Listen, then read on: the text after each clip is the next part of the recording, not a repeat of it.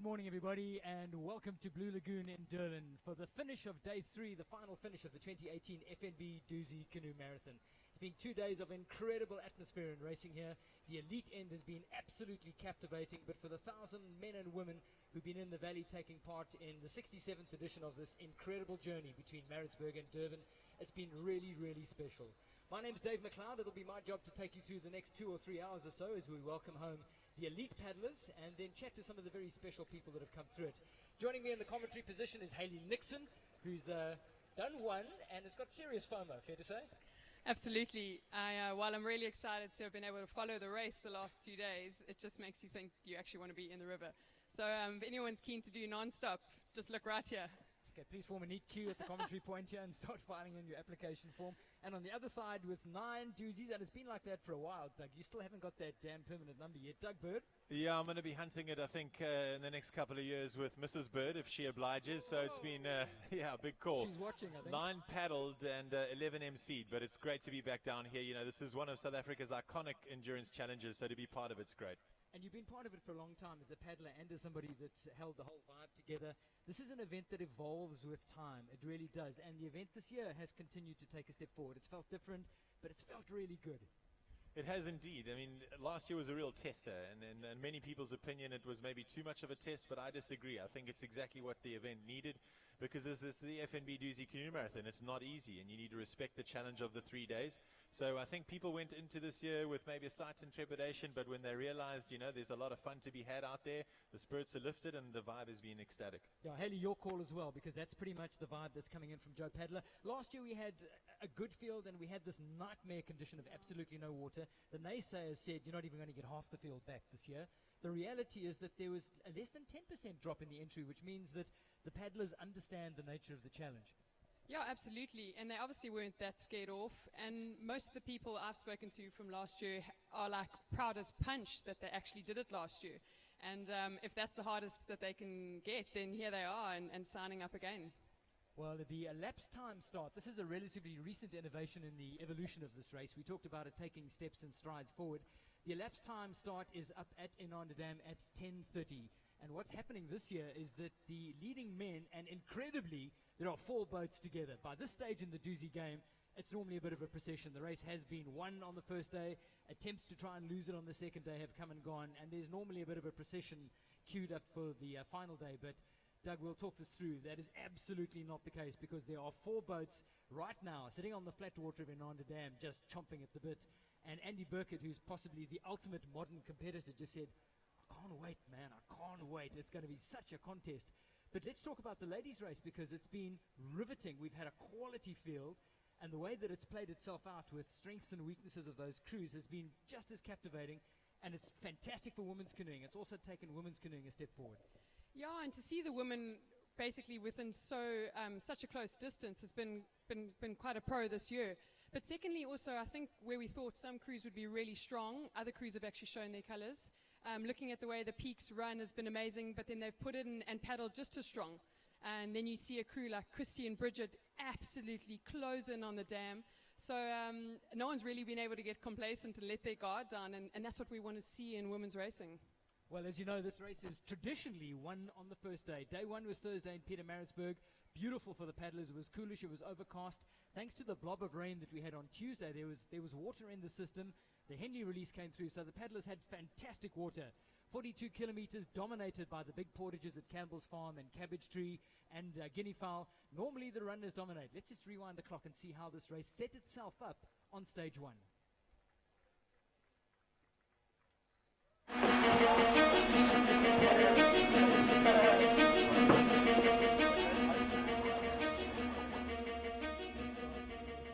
Looking forward to today's racing. A bit of running, but it's always back to be here for Dusi Day 1. Does it feel fresh again? Yeah, it does. You know what, as soon as I drove over Ennipius this morning, the nerves set in and I'm looking forward to it. Hank, what's going through your head? I'm excited. It's a great vibe. I'm happy to be here. Nice water. So I'm looking forward to it. Hopefully we can have some fun out there. It looks like it's going to be really competitive. Oh, for sure. Dusi's always competitive, so it's going to be cat and mouse all the way to the finish.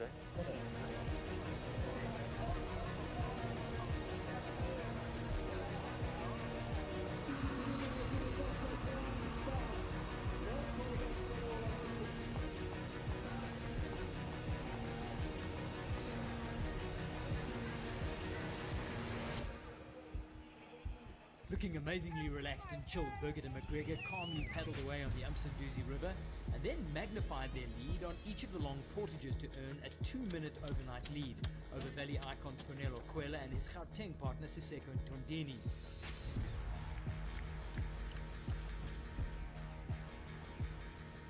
There were gutsy challenges from the Houston brothers and the Hungarian world number 3 Adrian Boros racing with local Carl Fulscher, but nothing could tether McGregor and Birkett.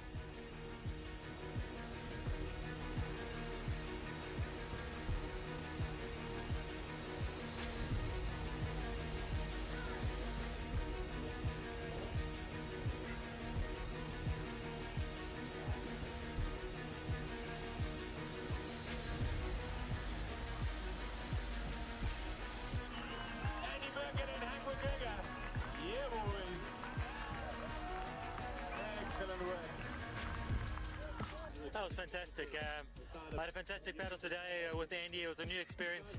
I thoroughly enjoyed it. We paced it right from the word go.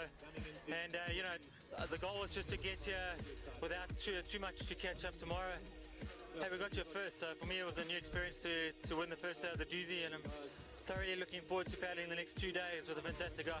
I think we just wanted to stay out of trouble. The plan wasn't to kind of lead from the beginning, but just not to get into any trouble or get stuck in any nonsense. And the plan kind of evolved from there. Cornelo Quella, Siseko Ntondeni takes second today. Carl Fulscher and Adrian Boros, what a performance from these two. My goodness. You know, the first day is not for us, that's for the runner, but fortunately we are fine, and we came third and second. So tomorrow is our day, or actually my day, because there is lots of flat water in the end, and if we can keep some energy for the end, I think we can be good. The women's race was always going to be tight, and one of the pre-race favourites looked to have railroaded themselves when the sisters Jordan and Kana Peak fell out of their K2 at the Ernie Pierce Weir right at the start. Not much was said, but instead they set about playing catch-up with a steely resolve, and by halfway they had run past Christy McKenzie and Bridget Hartley and into the lead, a lead that snowballed alarmingly as they raced down to the finish at Dusi Bridge. Champions, young ladies, and with smiles on their faces. Damn, good job. We did work hard. We knew we had to work hard to catch up, so we did push it a bit on the run because we know that's our strength. 5 minutes that can disappear easily with a swim or some technical problem. And there's the dam, which is the paddling part of the Dusi. So tomorrow is going to be another interesting day of racing. Day 2 is a different ball game, however. The runners will take a back seat, and the 46-kilometre stage into the Umgeni Valley always favours the strong paddlers.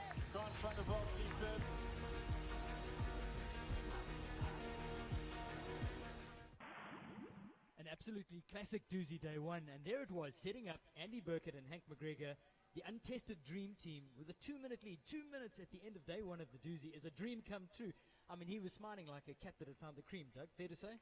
Yeah, absolutely. I mean, if you look at that type of gap that he's held over everyone else at the end of day 1, he sometimes transitioned that into 25 minutes by the time he gets to the end of day 3. And Dave, back to you here, because we're live with visuals from the start. This is it, people. This is what we've all been talking about overnight. This is the start of day 4, live from Ananda Dam. There are 4 men's K2s together. Man, this is going to be such a grace. There's Carl Fulscher and Adrian Boros just on the outside wave there. Right up front is Spornello is pulling them across the dam. The 4 of them now, Doug, let's just start thinking, and I know that these guys wouldn't have slept last night. You've got to start thinking.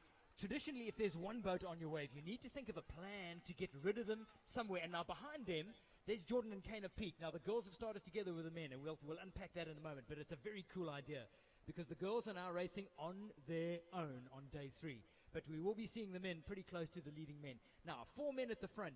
Doug, you've got to start thinking, where do I shake them off? Because the last thing you want is 4 boats getting to Burma Road together. Yeah, I mean, back to your first question of wondering if people slept last night or not. I think the only crew that probably would have, the only people in that mix that would have been Hank and Andy and Stott, because they're such seasoned professionals. The rest of them up there in the mix, it's the first time they've been in this position before. But also to give you some context on this is the first time the second time in the history of the FNB Dusi Canoe Marathon that there's been 4 boats coming across the line together at the end of day 2. The first time was in 1992, and that was almost a transition of the old guard to the new, because it was Kevin Evans and Mark Perro. It was Gavin Tarr paddling with Tim Cornish. It was Graham Pope Ellis paddling with Kevin White, and it was the Edmondses. And this is almost an identical scenario all those years later, where you've got Stott, multiple Dusi champ, Andy Burkett, 7 times winner, Hank McGregor, 7 times winner, and the rest of them are all the new guard. Well, let's have a look at that boat at the back there. There's Stott, who's the ultimate campaigner. I mean, he won this race 3 times. He got 2 K1s and a K2. He won that. I'll never forget that first win with Kelby Murray. Little lighty, little Marisburg College squirt, white boat. He had little ant stickers on his boat. That's how corny he was in those days. I think he'd get very embarrassed if we reminded the world about this now. But there he is, and in the back, Banetsi, who is just learning chunks from the master. Yeah, he couldn't have been in a better position. Of course, he teamed up with Spornello Coelho 2 years ago, and remember that unfortunate incident, he got attacked in his home and stabbed. It was just a month before the race. So he went into it at about 60-70% of his full racing ability, and they still placed on the podium. So now he's got the clear focus of the master. But David, looks like a move now. We'll just a bunch shuffle, really. That call came from Spornello, because he said to Siseko, just relax, get your splash cover off right now. We're dropping off the back here. They've been conned into pulling the whole way across the dam, and he's not having any of that right now. The Spornello's playing the wily old fox here. He's going right to the back, jumping on the diamond. He's done the hard work pulling him across the dam. He's not going to get conned into getting pulled into the sprint at the finish. So he's settled onto the diamond at the back, and that's Burkett and McGregor who've gone to the front. Boros and Folsha on their right, and Stott and Banetsi and Goyeza have gone out onto the left wave there. It's very measured at this stage, Doug. This is going to be such a tactical day. Very, very tactical day indeed. And what you're seeing there is a typical bunch formation of 4 boats. That's how they're kind of working together at this point, because it's 4 kilometers of flat water paddling between the start and the dam wall. But I suspect as soon as they get out for that portage, it's going to be game on. But I will say this, I'm fairly surprised that Hank and Andy aren't trying to put the other crews under a little bit more pressure. Well, because there they go, Doug. I think the cadence will pick up. But they're not paddling. I mean, Hank, look at the way he's looking around. I don't think they're certainly not feeling the pressure. But out of these 4 boats, with 7 cubics in the river, despite the fact that that's good enough water to get down, they are the heavier crews. So the water level below the dam wall is going to actually suit the other 3 boats and not necessarily them. I've run through scenarios of what different tactics might be in the different boats, and I literally cannot peg my finger on one. It's just going to be completely dynamic. Well, there's 2 takeouts when you come to the dam wall here. The short one is going to be the right-hand option, where you paddle literally right up against the wall of the dam. There is a slightly longer but flatter option if you head left into the bay and then run up the dirt road. I imagine all 4 of these boats are probably going to go right because it's shorter. It is steeper, up a little path through the bush, but it is definitely going to save some time. And I'm going to bring Hales in here because there are the girls. Now, I had a chat to them early this morning. Super calm, super composed. They've got everything written in a book. They've got every step of their race planned. They were rehearsing their way through this plan. The peaks have really stepped up to the plate this year. And really just such a special image to see the 2 of them with the leading men in the front. It's really quite a unique start for them. And a huge ask. They've got this 4K route all on their own. It's just a time trial. They've got to stay focused. They've got to go as quick as they can. And they know they've got 2 very experienced and very fast flatwater paddlers coming up behind them. Well, the reality of their situation is that the rest of the men in elapsed time are going to be starting behind them, and they will be caught. Now, the one request, now this is a change to the ladies' start. Normally the ladies would have started, they were actually scheduled to start an A batch. Now we've actually bounced them forward, and I think it dignifies what the ladies' race has all been about, and I think it's a good step. But the one ask, it's not a rule, it's an ask of the ladies, is that when they hear the elite guys coming up behind, and heaven forbid it's on that narrow path going up through Burma Road, that they actually step aside and they don't impede the men's race at all. That's the one sort of joker in the pack, but I think the girls are awake to that. Yeah, and I'd like to believe they're all mature enough to know that this is a great experience and not to abuse it. So basically to take all the pros that you can, and if you do see or feel the men coming up behind, it's a small step to the side, let them go through, admit to yourself that they're going to have a stronger run perhaps, and then carry on and get back to business. Now we're back with the front 4 men, and Hank McGregor's head is turning around, and I can tell you there's banter going on there. Doug, I haven't seen Hank as relaxed and having as much fun in a K2 ever, actually. He's had such a jaw. And I must draw a parallel here between a friend of mine who works in professional world tennis, who said, if you get on court with Roger Federer for a big match and you see him laughing and messing around before the game starts, you're toast. If he's in such a good headspace, you are toast. There's Hank. Now they're dropping back off the front of the boat, and you can see him leaning over to Anton Banetti saying, heaven knows what he's saying, but there's the master at work. Well, here we go. An interval is definitely being thrown here, and they're being stretched by a world marathon champion in his own right. Adrian Boros is in the back of that K2. Now you see on the front end of the bunch, Carl Falscher in the front.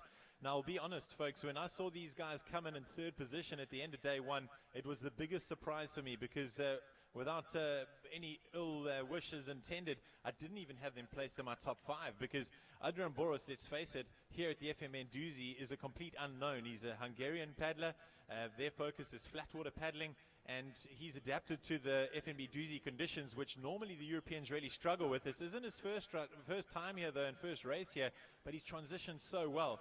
Carl Falscher, on the other hand, has been so consistent over the last almost decade here at the FNB Dusi, where he's quietly been learning from guys like Anstott.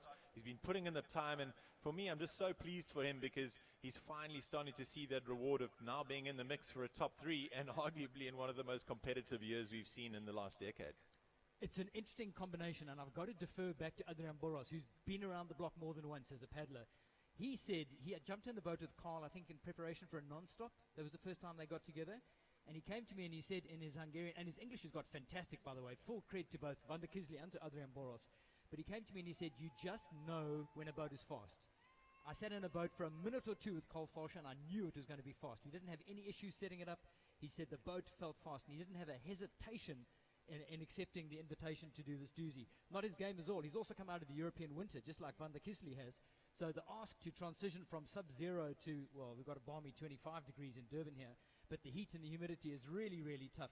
As we focus in on the dream team as the media has latched onto them, Andy Burkett, the multiple champion, Hank, who's a K1 and a K2 champion here as well. World number 1, world number 2, and my word, if you want to win this race, you're going to have to shadow these guys all the way and then come up with something better. It's a fairly intimidating prospect. Well, another surge very clearly coming through here, Dave, from the crew on the front end. The moment, Adrian Boros and Carl Falscher. But let's talk a little bit about the boat that's closest to us here. Spornello Quela. I mean, cheapers, if you think back 5 years, and the young man was sitting in first position with about a 1 minute 40 lead after a stellar run over Burma Road, got to Pump House, Weirs fell out, lost that lead to a man that was in third place at the start of day 3, Lance Keim, who didn't have any errors. Andy Burkett made mistakes, Spornello Quela made mistakes, and it gifted Lance Keim with the opportunity to say, right, boys, well, I'm not making any mistakes. I'm going to snatch the gold right from underneath your nostrils. And he did that, put his hand up. But Spornello, over the last couple of years, has continued to evolve. This year, teaming up with the youngster Siseko Ntondini, who 2 years ago paddled with Len Jenkins. And that was, I would say, his first real taste of racing at the top end, although I don't think they finished in the top 5 after all. So for me, just to make a particular note of Siseko Ntondini and his progression between 2 years ago and now is phenomenal, because he's up here and 3 of the best paddlers in the world are in this bunch. You couldn't get a higher level of competition. Well, if you look at there's Anstott, there's Hank McGregor, there's Andy Burkett, there's Adrian Boros. They're all medalists, if not world champions. Siseko Ntondini with Spornello. You know, Siseko's a Joburg guy. For a starter, he's backed by the Adreach group. It's taken him to where he is now. He's now had to uproot from home. He's now left all his work and study commitments at home. He's moved into Spornello's house in Shongweni, where he's loving Spornello's wife's cooking, by the way. He just says he's not going to want to move out at the end of this all. But he's literally had to uproot and move down here for 3 months. They've been training down at Shongweni. It's a big commitment from the young man. It also mirrors Spornello's attitude. He wants, at this stage in his career, to teach something to the lighties. And he's handpicked Siseko to be the lightie that he's going to take under his wing this year. And there was a stage when they got into the lead on day 2 when you could just see the fire in the eyes of both of these paddlers back leading the Dusi. That's exactly why they were doing what they were doing. So will it work out on day 3?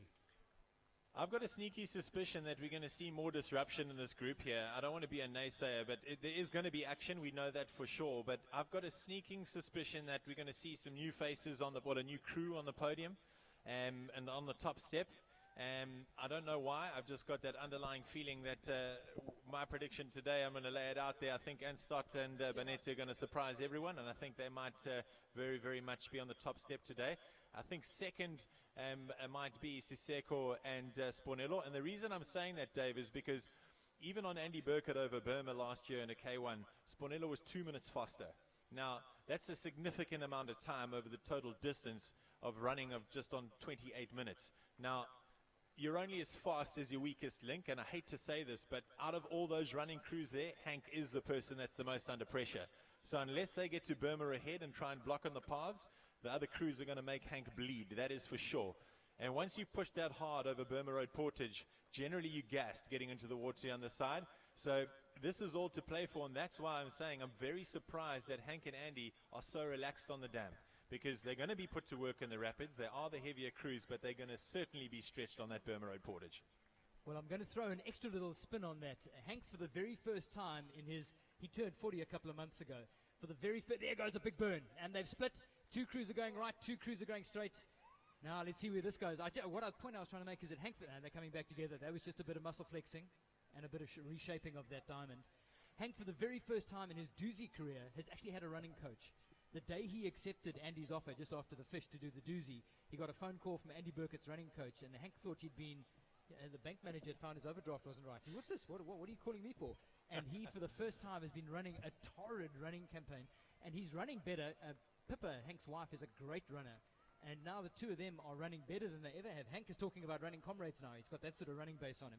So Hank is in better running nick than he has been. And I did see on day one, Hank was actually dragging that boat, and Andy, with the boat dragging, was battling to keep up with him. So Hank is not shabby at the moment running. Big interval being thrown here from Hank and Andy, and the boat splits wide and start using the... See, this is experience here. So instead of getting caught up right behind the boats, Ant's going far right and wide. He picks the wave up much more easily, but in doing that, he puts massive pressure onto Carl Folscher and Adrian Borussia on the far left-hand side, offering them no diamond immediately. So they would have had to put in 5 or 6 very hard strokes to do it. To see there, Carl now just settling the nerves a little bit, juice pipe in the mouth, sensible racing here. Remember, it's his first time here in the mix, and here he's going wide. Okay, so it looks as though, Dave, you're talking about the 2 portage options. Does this mean that we're going to see Carl and Adrian going right and the rest of the crews going left? Here we go. We're a couple of 100 meters out now. Now that's indecision for a start, and I've got to take you back to something Carl said on the second day when they were all racing together after that fantastic mix-up. There was a stage just beyond Ngomeni Hill when Carl said, for the first time I saw Andy and Hank uncertain. They looked rattled. They looked scared. They were making mistakes that you would never expect them to make in the river. But here they are coming down to the takeout, and it looks like at this stage they're all 4 heading for the right-hand option, which is a takeout at the base of the dam wall. The dam's at about 65-odd%, so it is a slightly longer takeout. But you can see that the beach that they're heading for at the takeout there is slightly bigger than it is by virtue of the fact that the dam is lower. So there will be room for them all to land easily. There is one path going up, so there's a lot to be gained by getting first to this portage. Haley, I've got to chip in here. What are your predictions in this top 4 mix here? I mean, you've done a Dusi. You're a world champion in your own right, by the way. Congratulations, just to remind you of that. What are you thinking of this men's race, and what do you think is going to pan out today? Oh, thanks, Doug. I was hoping to avoid that question publicly. Yeah, look, it's a tough call for all 4 of them, but all I can feel right now, it seems like we're at World Marathon Champs. To watch 4 crews dicing like this for a portage. And yes, maybe I've got a sneaky little hope that Ant can do something special. We know how skilled he is on the rivers, but look at him here. He's mixing it up in this diamond here, and we know how he can portage. He is lightning. So I'll hand over to you guys to predict this. Well, also just to note there, Dave, before you come in to take over for the portage here, is that Anstott and Banetti yesterday were the fastest boat for day 2 by nearly 2 minutes. Just throw that into your thought process there. Yeah, and I'm going to throw another thing. Remember, 1 minute 50 at the headwaters of the dam, and Hank and Andy erased that. They just obliterated it by halfway through the dam. So there we have it, one boat hanging out wide to the right, and there's a bit of a burn at the front. It's Hank McGregor and Andy Burkett who are going to get to the... They actually look like they're paddling straight into the bank. They're going to go straight up the hill.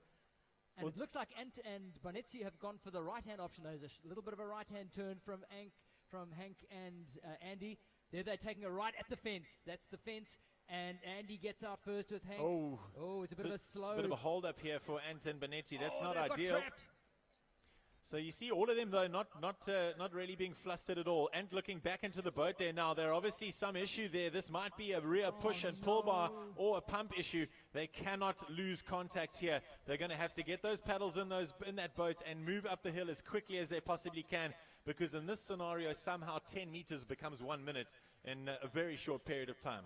And very hard not to let that get into your head. The last thing you want to do after 4 Ks of a 36-kilometer final Dusi day is to start worrying about technicals. But there they go. It's Burkett and McGregor up front. as they head into that narrow path alongside the fence. You can see their seconds are waiting at the top of the road there. Big up to the seconds, by the way. I mean, to all the paddlers that are coming in right now, they're all saying the same thing. There we have a great shot from the top of the portage at the dam wall. Andy Burkett getting sponged down by Ken Holden as part of the seconding team. Looking very calm, very measured. They're certainly not trying to make a move here. It is steep, and they've just come up that narrow path through the bush, but there's a push down the right-hand side. Yep. There goes Spornello and Bonetti. Spornello and Bonetti are going hard. They want to get to the river first. Yeah, Spornello and Siseko and Tondini know that they're going to take any advantage they can. Interesting to see here is that Hank and Andy have chosen to not put their paddles in their boat. Now, that means that you are going to struggle to shift the boat between your shoulders when you're running now. And although this portage in the context of the race and in terms of what these guys are used to isn't all that long, to have the pressure of the boat on one side for an entire portage length, especially with 2 days in the tank, you see there, they're holding the paddles in their hand. They won't be as balanced. Also interesting to see, Spornello's carrying the boat on his right shoulder, Siseko carrying on his left. And that balances the boat as well. Hank and Andy both carrying on their right shoulders. Boats are down now, folks. These drag ropes, and here we go. Andy Burkett and Spornello. It's a foot race down the hill, Dave. But you know, Doug, it's all about the transitions. You know, Andy and Hank were behind. Their transition was smoother. It was more drilled, and the reality was that it made them up at least a boat length. And that's what we've seen at the takeouts, the put-ins. They've just rehearsed this ability to keep the boat moving flat out as they jump into it and get out of it. The other thing you've got to watch with your boat when you're dragging it is to make sure that you keep it straight. Because the last thing you want to do now is whack it and bend a rudder and pick up some sort of technical admin just by not looking after the boat on that descent. And this is a district road, so it's got coarse gravel on it, and it's quite hard on the boat. It can be quite hard on the boat, Dave, but nowadays these boats are built so well, you know. And the one thing is you'd think that sometimes these paddlers would be a little bit cautious on how they drag their boats, but you can see here, it is full taps, folks. So Spornello Quayler there out in front, his partner Siseko Tondini just at the rudder, Andy Burkett pulling hard, Hank McGregor off the back there. You can see Sven Bruce now coming into shot. He is, of course, one of their seconds. We're now back on the ground, and this is and Stott running, and he's, of course, boatless in that image. He's making the youngster do the hard work up front. He is too. Now, what are they thinking? They would have pre-planned this. The one place that they were all down, I was down there yesterday afternoon. They were all down there. Ant and Bonetti spent the afternoon rock hopping through Tops Needles trying to work out what to do. They got in the bash boat and made a pig's ear of it. They went sideways and nearly got pinned. So they would have all made up their minds. Now, Tops, normally when you're racing, there's no hesitation. There we go. So Bonetti is taking the right line, folks, and he is being followed. Is that Bonetti?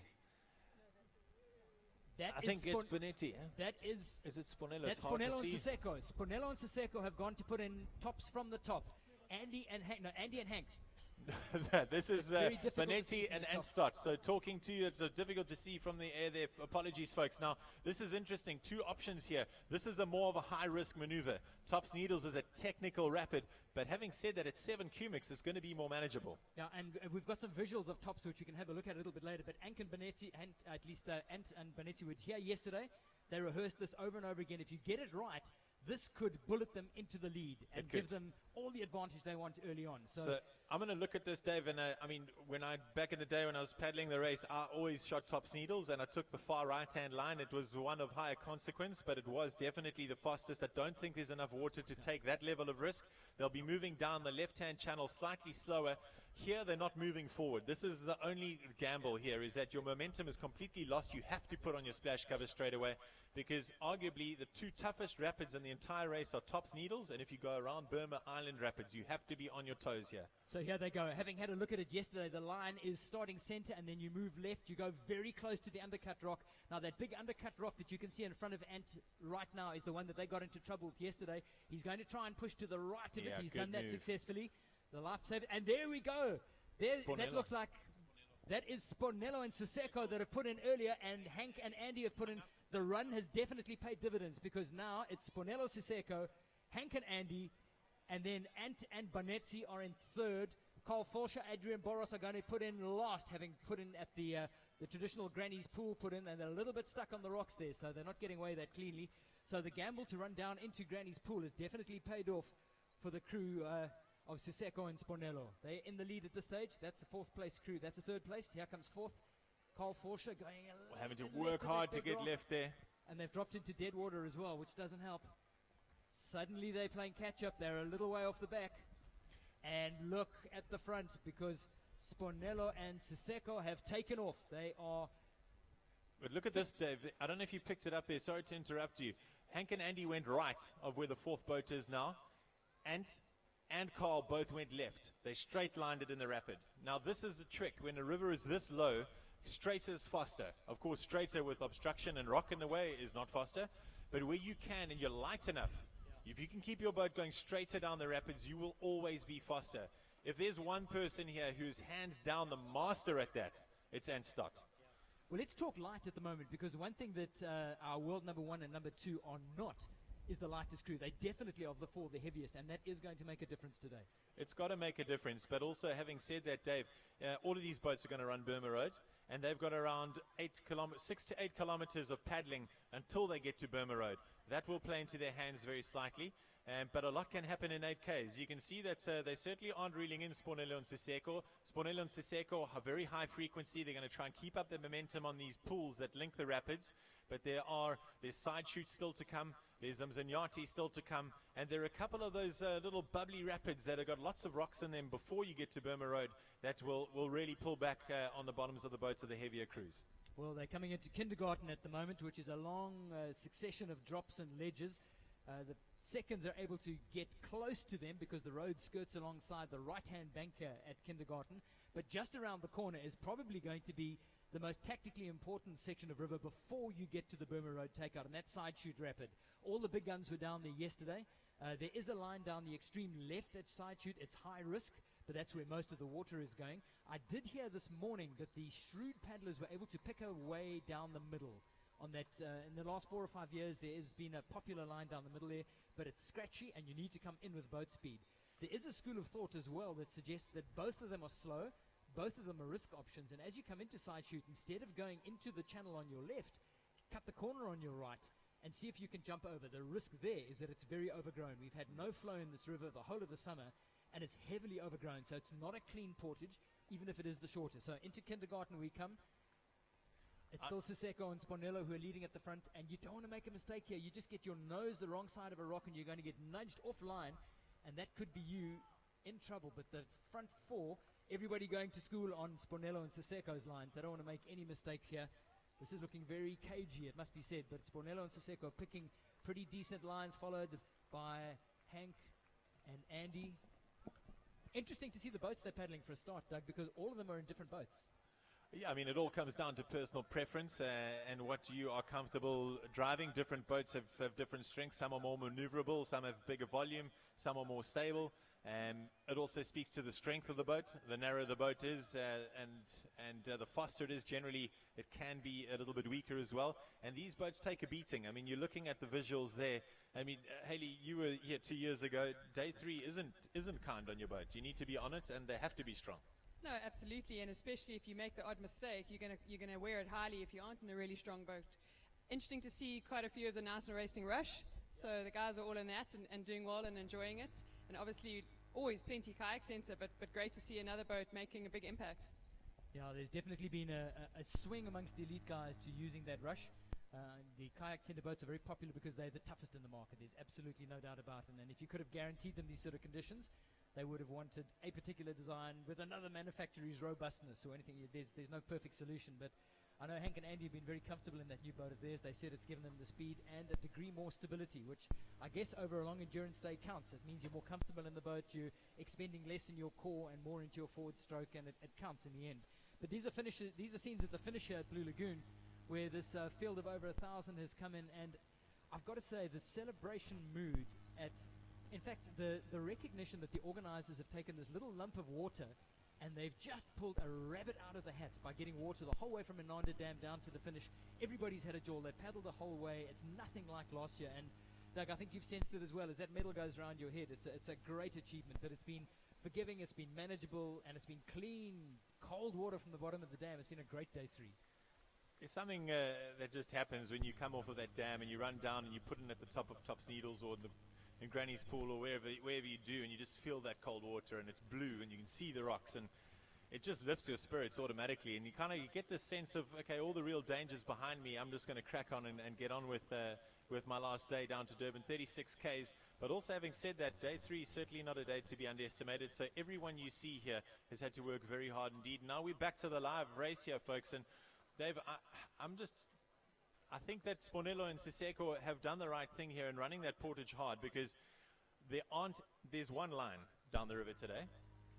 Being in front, they can control the pace. So they're going to control the pace to suit them. So while Hank and Andy and everyone else are enjoying what one could argue is a slightly slower pace, it's playing into the hands of Siseko and Spornello, because they're also resting. If they go into this Burma Road portage fully charged, everyone in this group is going to be paying school fees for at least 16 minutes on that climb. I'm very excited to see what they deliver. Now, this is where it does start to get a little bit technical again on the approaches into side shoot. And you can see there, your lines have to be perfect. And as much as there's only 7 cubics of water in the river today, it does channel very nicely. And it's about putting your boat into those channels. And the way that these guys follow the fastest lines is by looking for the little bubbles. Here we go. This is a hard left-hand turn. Hank and Andy. Oh, there we go. Mistake from Spornello. That's a master stroke from Andy Burkett. Great driving. They've taken a slightly longer way, but they've gone where the water has gone. But look at who snuck through there on the outside, Dave. Sorry to interrupt you. That's Anstott. That's Anstott snuck right. For all of that, they've got through, but they've got another little drop around the corner here where they're going to have to navigate into a rocky little rock pile there. Let's hope they get through. They're giving a run at it. It's a dry slide over, and they're through, but now we have new leaders. Yeah, we do. And look at that. I mean, if you look at what happened there, that blow-by-blow count, this is not a good move. They're going to have to push around. Yeah, boat strength is good. They'll be fine. But now there's a little gap forming, and this is where in a low river, folks, the gaps just grow. It's incredible. But look at that. I mean, an absolute perfect illustration of Anstott, completely unflustered. Oaks went left somehow and assessed the situation, looked for the deep water. It was further right than the guy suspected. He moved across to it. And that's not something that he would have ever been able to experience in previous races, because it's never been this low. He's been there yesterday. He's looked at this. He's paddled this. I'm almost 100% sure that Anstott would have put it on this river and paddled down to Burma Road. Do you not think there's something to be said for actually being second or third? We saw it with the ladies at Ernie Pierce. The peak swam, settled their nerves. They were like, oh, what can we do? We're behind. And look what happened. And sat comfortably, followed a little bit, waited for his mark, and went. Yeah, Haley, I think you're spot on the money there. I think Andy in particular, as the guy in charge of driving that boat, is quite happy to be sitting second at this stage. They know they've got gas in the tank to be able to move past the boat in front of them at any stage. That is the strongest weapon they have in their arsenal. But by sitting second, you let the person have all the stress of taking those micro decisions. Is that shot, that rock in play? Is it too shallow? And then if they do make a blunder, you've got that second and a half to adjust and go to plan B. So it actually leaves you in a stress-free position, and it puts all the stress on the guy in front of you who thinks they're holding all the cards, but they're actually being a pathfinder for you.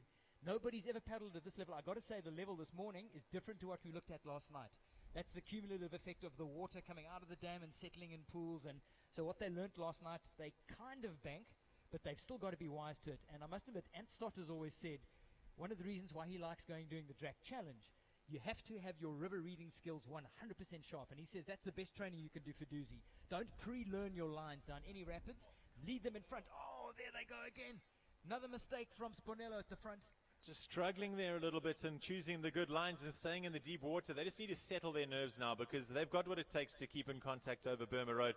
And this is what I mean, folks. By just choosing those good lines, not being flustered, keeping the boat in the deep water, you will get through and the gaps start to appear.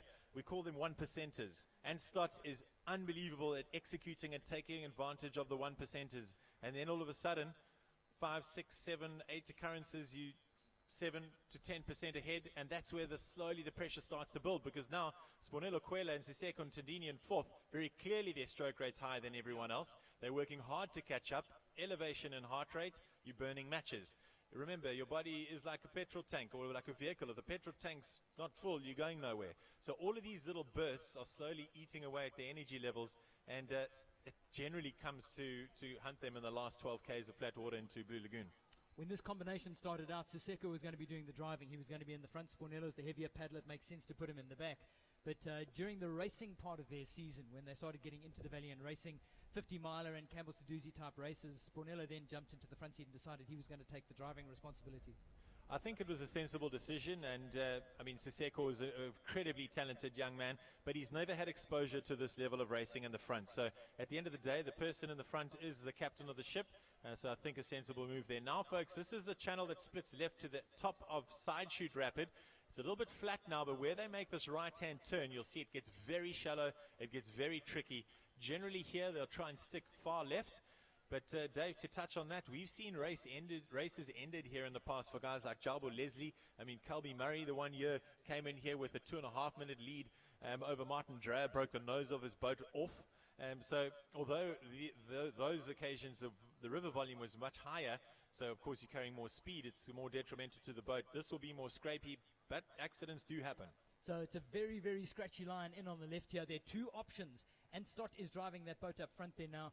Extreme left-hand line is on. The majority of the water at Side Chute is going down the left, but it is a very, very tight line, and there are some huge gambles. There's some rocks that are right in play at the bottom. If you get it wrong, it'll not only probably just tip you out, it could probably break your boat. We did hear this morning that the option which has been popular in the last couple of years of moving right into a channel fairly soon, which is where Spornello is coming up to at the moment, that is on if you know the micro lines, and it looks like they might be looking for that right-hand line, actually. It's tricky to say there. Yeah, you're right. They are moving to the right, and that last little bubbly before. And just coming back out to give us a bit more context. So now that is the top of Side Chute Rapid, folks. And they will be slowly picking their way down and to move left here. That rock on their right now is the tricky one. Oh, and they've so got look stuck. at this. Anton Banetti is stuck. They're stuck, but it is the race line. Now watch here. They'll come out of this. They'll put power down the flat water. All of a sudden, there'll be 3-4 boat lengths between them and Hank McGregor and Andy. Hank and Andy already hung up on that rock for a longer period of time because they're heavier. And they've managed to get through okay. Andy saw that, luckily dropped his paddles, and he had two hands out. He was able to lift his weight over the front cockpit. But it's not good news for Carl Forscher and Adrian. They've got stuck, and behind them it's the same. It's the same tight line. Spornello and Siseko are wiggling their way off it, but now we're suddenly seeing a bit of real estate between the front four boats. Well, there we go. As I said, that's more than 4 boats. That is between Stott and Banetti and Hank and Andy. And Hank and Andy, I can tell you now, it might look as though their stroke rate is relaxed, but that is their power paddling form. We know their strokes well. They are under pressure here. And the thing is Ant is so good at staying calm under the pressure of this type of scenario. And Banetti is in complete trust of Ant's decisions. And when you've got a youngster with the power that Banetti does, it really gives you that great confidence. So the crew, for me, that's working the hardest right now to try and get back into contact would be Hank and Andy and the 4th place boat. But look who's just quietly sitting there in 3rd, biding their time. Adrian Boras, Cole Forscher, avoiding most of the big upsets. They're just chipping away as they have done so successfully for the last 2 days. Well, Adrian must be thinking about Burma Road. He's really tried to build his doozy around anything but the running. I know he ran as solidly as he could, but he clearly is not a natural runner on this sort of terrain. So Burma Road is going to make or break any possibility they have of getting onto the podium. And not Carl's ability, Adrian's. Because I did see when they got to the top of Ngomeni, Adrian was walking. He was a spent force. He was, of the 8 paddlers in those front 4 boats, he was the one that was walking and struggling. Well, Dave, as we all know, the Hungarian paddling nation, arguably the strongest in the world. Look at this. Andy Burkett and Hank getting pushed a little bit left there, just glancing off a rock. And Stott and Banetti managing to stick a little bit right in the deeper water here. You can see they go in. Hank and Andy reel them in on the flat water. Going into the rapids, that gap starts to increase again.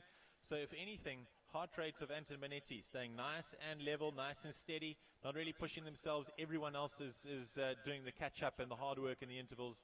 Interesting line choice here. It's very shallow there, folks. That's a miraculous line from Ant Stott. And again, Andy is quite happy to learn from probably the best reader of a river of our generation. Ant Stott is racing some fantastic lines as they get closer and closer to that Burma takeout. Just a smile on my face, Dave, because if you think of when Andy first won this, when he out-sprinted Ant Stott for that K1 win, well, not when he first won it, it was like, it completely blew my mind. So I think Andy is very experienced. 7 wins for him here at the FNB Dusi Canoe Marathon. And let's face it, he's still so young. He could really give that overall record of the famous Grand Pope Tonk at 15 wins. But that aside, he's used to and has paddled behind Ant before and been in this position where he's happy to bide his time and, as you say, follow the master. So it's a hell of a race we're experiencing here, ladies and gentlemen. Very, very exciting indeed. So of the 4 boats that we're looking at the moment, only one of them has not led this race at some stage. And that's the crew of Carl Forscher and Adrian Boras. They were 2nd overnight, but there's every reason to believe that with their credentials, they could certainly race their way onto the podium, if not one of the small steps at the top of the podium. By the way, just talking about records, Lyle Wheeler should be getting in quite soon. He's going to be setting an incredible record because Graham Pope Ellis raced 46 doozies, which was absolutely incredible. The doozy king. Lyle last year equaled that record. Lyle's on the water today, and I'm not sure if he's in yet. If he isn't, we must keep an eye out for him. But Lyle will be coming in to set a new record for the most number of doozy finishes here at 47, and it's going to be a remarkable. But at the front, it is all Anstott and Banetsi and Goza. So I'm going to jump across here. Hells, what's the update from the ladies? Of course, the chopper in the air is one chopper in the air today, so they're up front at the moment. But any updates on what's happening in the ladies? As the crews are approaching towards Umzanyati, it looks like Bridget and Christy may have closed a little bit on the peaks, apparently just over 4 minutes behind them. And then we've got Jenna and Vanda back 10 minutes. So hopefully still quite an exciting race coming through there, and we might see the peaks taking that sort of similar sneaky line like Ant, being a little bit lighter than the other crews. I must admit the Peak sisters were kind of hoping that there would be an SMS saying low water rules. I think that would have played right into their hands. Yeah, and also the peaks, they're so strong on the river, and if we dissect the top three in the ladies, I would say they're probably the most well-rounded FNB doozy combo out of the three. And when it comes to river reading ability, I would put them as the best river readers on the river today in the ladies category, that's for sure. And they've also got that special chemistry. We talked with regret about the Housen brothers not being here, because I honestly believe there'd be 5 boats at this stage in the game. They fully deserve to be there. Alan Houston taken down by the Doozy Guts on Thursday night. But that special chemistry between 2 sisters or 2 brothers in a race like the Doozy counts for a lot. Great lines, and start picking his way into Umzanyati down the right-hand side. There's such a great crowd of spectators there always. But he's managed to nail that little 30-degree right that you need to get onto the tongue of water, and they've got away nice and clean. And suddenly these two are putting a little bit of space between themselves and the 2 chasers of Carl Forscher, Adrian Boros, and Siseko Tondini and Sponello Quella. And Stott and Banetsi and Koeza doing it all right early on in day 3. And just keep stretching that elastic band and making the crew behind him have to interval to get back. It's pretty exciting to watch, and hopefully it pays well for them. It's the absolute worst position to be in, though, if you're in second, because you can't grasp it. But this is going to be warfare on Burma Road. This is going to be who can go the hardest for longest, and who pops first is going to come second. It's as simple as that. Well, Doug, we had a great shot looking back up Umzanyati there at the moment, and there is no sign of Forscher and Boros in third. And, of course, they are holding up. There they come. There they come. It's about 40, 50 meters at this stage. The 2 at the front. Of course, we haven't got far from Umzanyati to go to the Burma takeout. And then, yeah, is that where you make your roll of the dice? And remember, Burma isn't just up. Burma is up over the hill, down the road, and then their choices going down the bottom. Don't tell Hank about that. He got lost going down Burma Road. Exactly. I mean, Burma Road is technical for all those types of reasons. Not only is it a hard run, but it's up and down, of course, steep up, steep down, and line choice is crucial. So all of these teams spend a lot of time out there rehearsing their lines, making absolutely sure where they need to go. But before we cut back to the images there, Dave, something that I've noticed here is that these crews are having to work very hard to navigate through these rapids. And this is just interesting information for those of you that are watching us and joining us here today that don't quite understand what you're seeing is the back paddlers are having to work harder than they would typically in terms of bracing in the back and pulling the nose of the boat around, which also ties the crew out a little bit more. So when you've got a weapon like Hank McGregor behind you, or Banetti and Koiso, or Siseko Ntudidi, or Adrian Boros, they might not be able to give you that extra 10% they used to be being able to give you because the water levels are higher. It's a lot more physical out there today. Well, scenes from Blue Lagoon as the rest of the field comes tiptoeing in. Chris Woodgate crossing the finish line. He's become a regular on this race, and exhaustion and elation in equal measures as you get across the line. It all changes when you get that ice-cold Hunter in your mitt. It changes completely when you get that medal. That 2018 medal will sit alongside your 2017 medal, and they've each got totally different stories. But you just look at the smiles on the dials as we go back to the front. And Stott and Banetsi and Goeza leading in second place. It's Hank McGregor and Andy Burkett. These two are almost tied together by a piece of string. And the third place crew of Carl Forscher and Adrian Boros have made a good job of closing up that bit of gap. They're coming back. And the question at the back is, we're assuming that this crew that is going to be strongest running over Burma Road is currently sitting in fourth, Sponello Siseko. They're going to have to deal with the scraps on the table, because by being lost onto that narrow path, you've got no chance of trying to overtake there. I think that they'll be fairly relaxed at this point, and to a degree, because they know what they're capable of on the portage. So these boats that you see in front of them are supremely confident and comfortable on the water, but it's the exact, I would say, not opposite, but almost the opposite heading into Burma Road Portage. They're still in contention here, Dave. It's about 100, 150 meter gap. That's 10, 15 seconds here and there on the run. I think that they will be feeling the pressure a bit, but the crews in front of them will know, jeepers, these boys on fourth, they're gonna be coming hard on the portage. So it's gonna be warfare, as I said earlier on. What's interesting to see though is also just biding their time. Carl Fulscher, Adrian Boros, and it also shows how much Carl's grown as a paddler. The guy not only is improved in his running, but from a navigation point of view, it's a big job being up front there in a K2, especially at this level. And he's there. He's choosing good lines. They haven't been doing any big intervals to catch up here. It's good line choice that's just almost reconnected them to the top two.